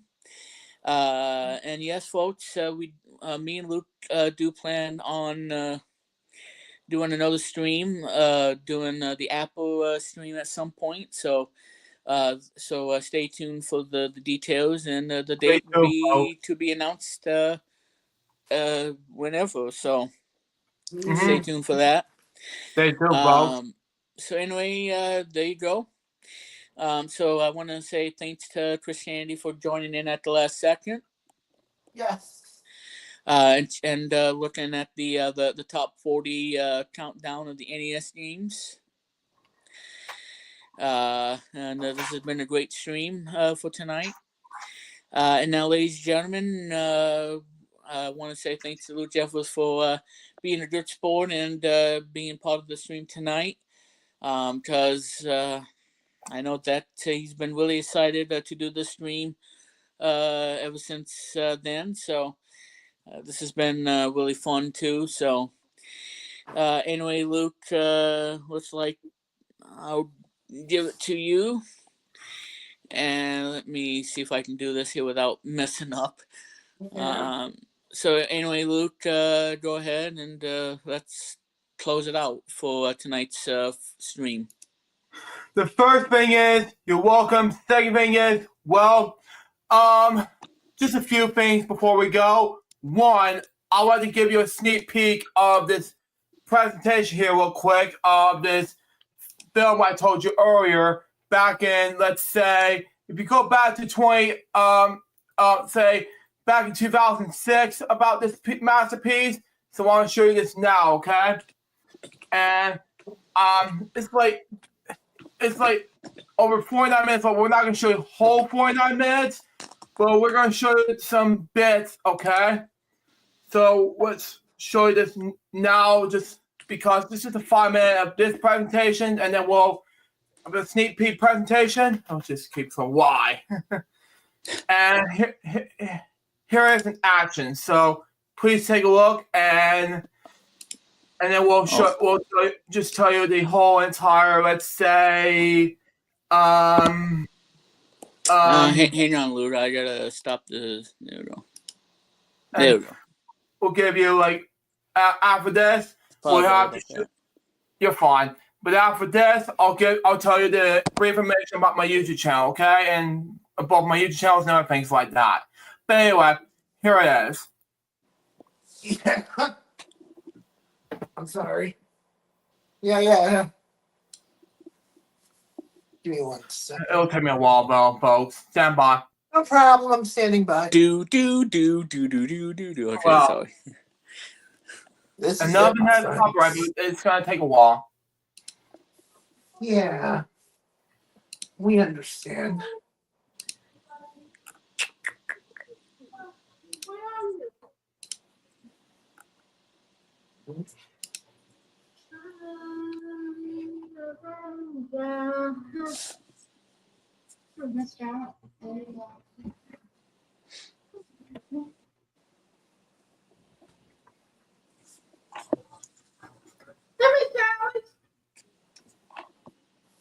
Here, buddy. Come out here.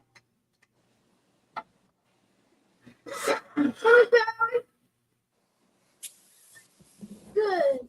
Hello, Mr. Cameraman. Oh, sweetheart. How are you?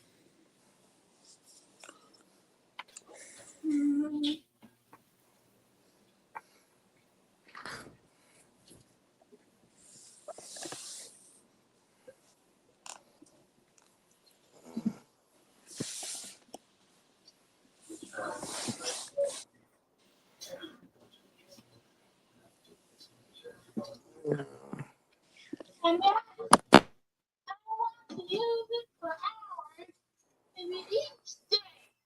Father, whoa.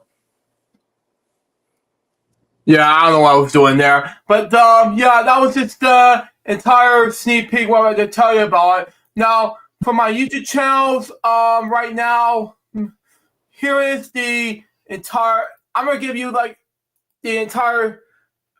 Okay, I lost the YouTube subscriber. Anyway, I have 2,181 subscribers on my main channel right now. On my and then my second channel, I think that my second channel right now has about let's say about 1,983 subscribers. And for that range, my Rumble account is 43 followers and over nearly 600 videos. So for that, and yeah, that's all I'm sneaking out for this video. So that wraps up for me. Sue Jefferson, bye, favorite. Back to Remix Palm Hall Retired Faye. Thank you, Luke, and there you go on that. Anyway, ladies and gentlemen, we're gonna close up shop for tonight. So thank you guys for tuning in, and we'll catch you in the next live stream coming your way. So stay tuned. But in the meantime, have a great night, everybody, and I'll see you all again for another stream here on BPT and all that great stuff. So the three of us are gonna say good night, everybody. Take care, everybody. Thanks for tuning Thanks. in. And Appreciate as it. we want to say happy 40th anniversary to the grandfather of video games, Yes. the Nintendo Entertainment System. Big brother And by the way, loves these that. games you can play on Nintendo Switch Online for both Switch and Switch 2. And you'll be able to enjoy it and keep these games, the legacy alive of all these great NES games that we discussed and everything, and long live the NES. Long live the NES, such a great game console, and A lot of great history, great controllers, and the whole shebang. That's all I'm going to say. But Yes, indeed, anyway, guys, Paxton. for Christianity and Luke Jeffers, this is me, Myth Plum, saying have a great night, Yes. and we'll catch you again in the next stream. So thank you very much, and this will conclude tonight's presentation, because it is of Yeah. the Nintendo Entertainment System's 40th anniversary live here on BPT. Have a great night, and we'll see you in the next stream. All Bye right. now. Have a great night, my friends. Take care, folks. Thank you. Woo!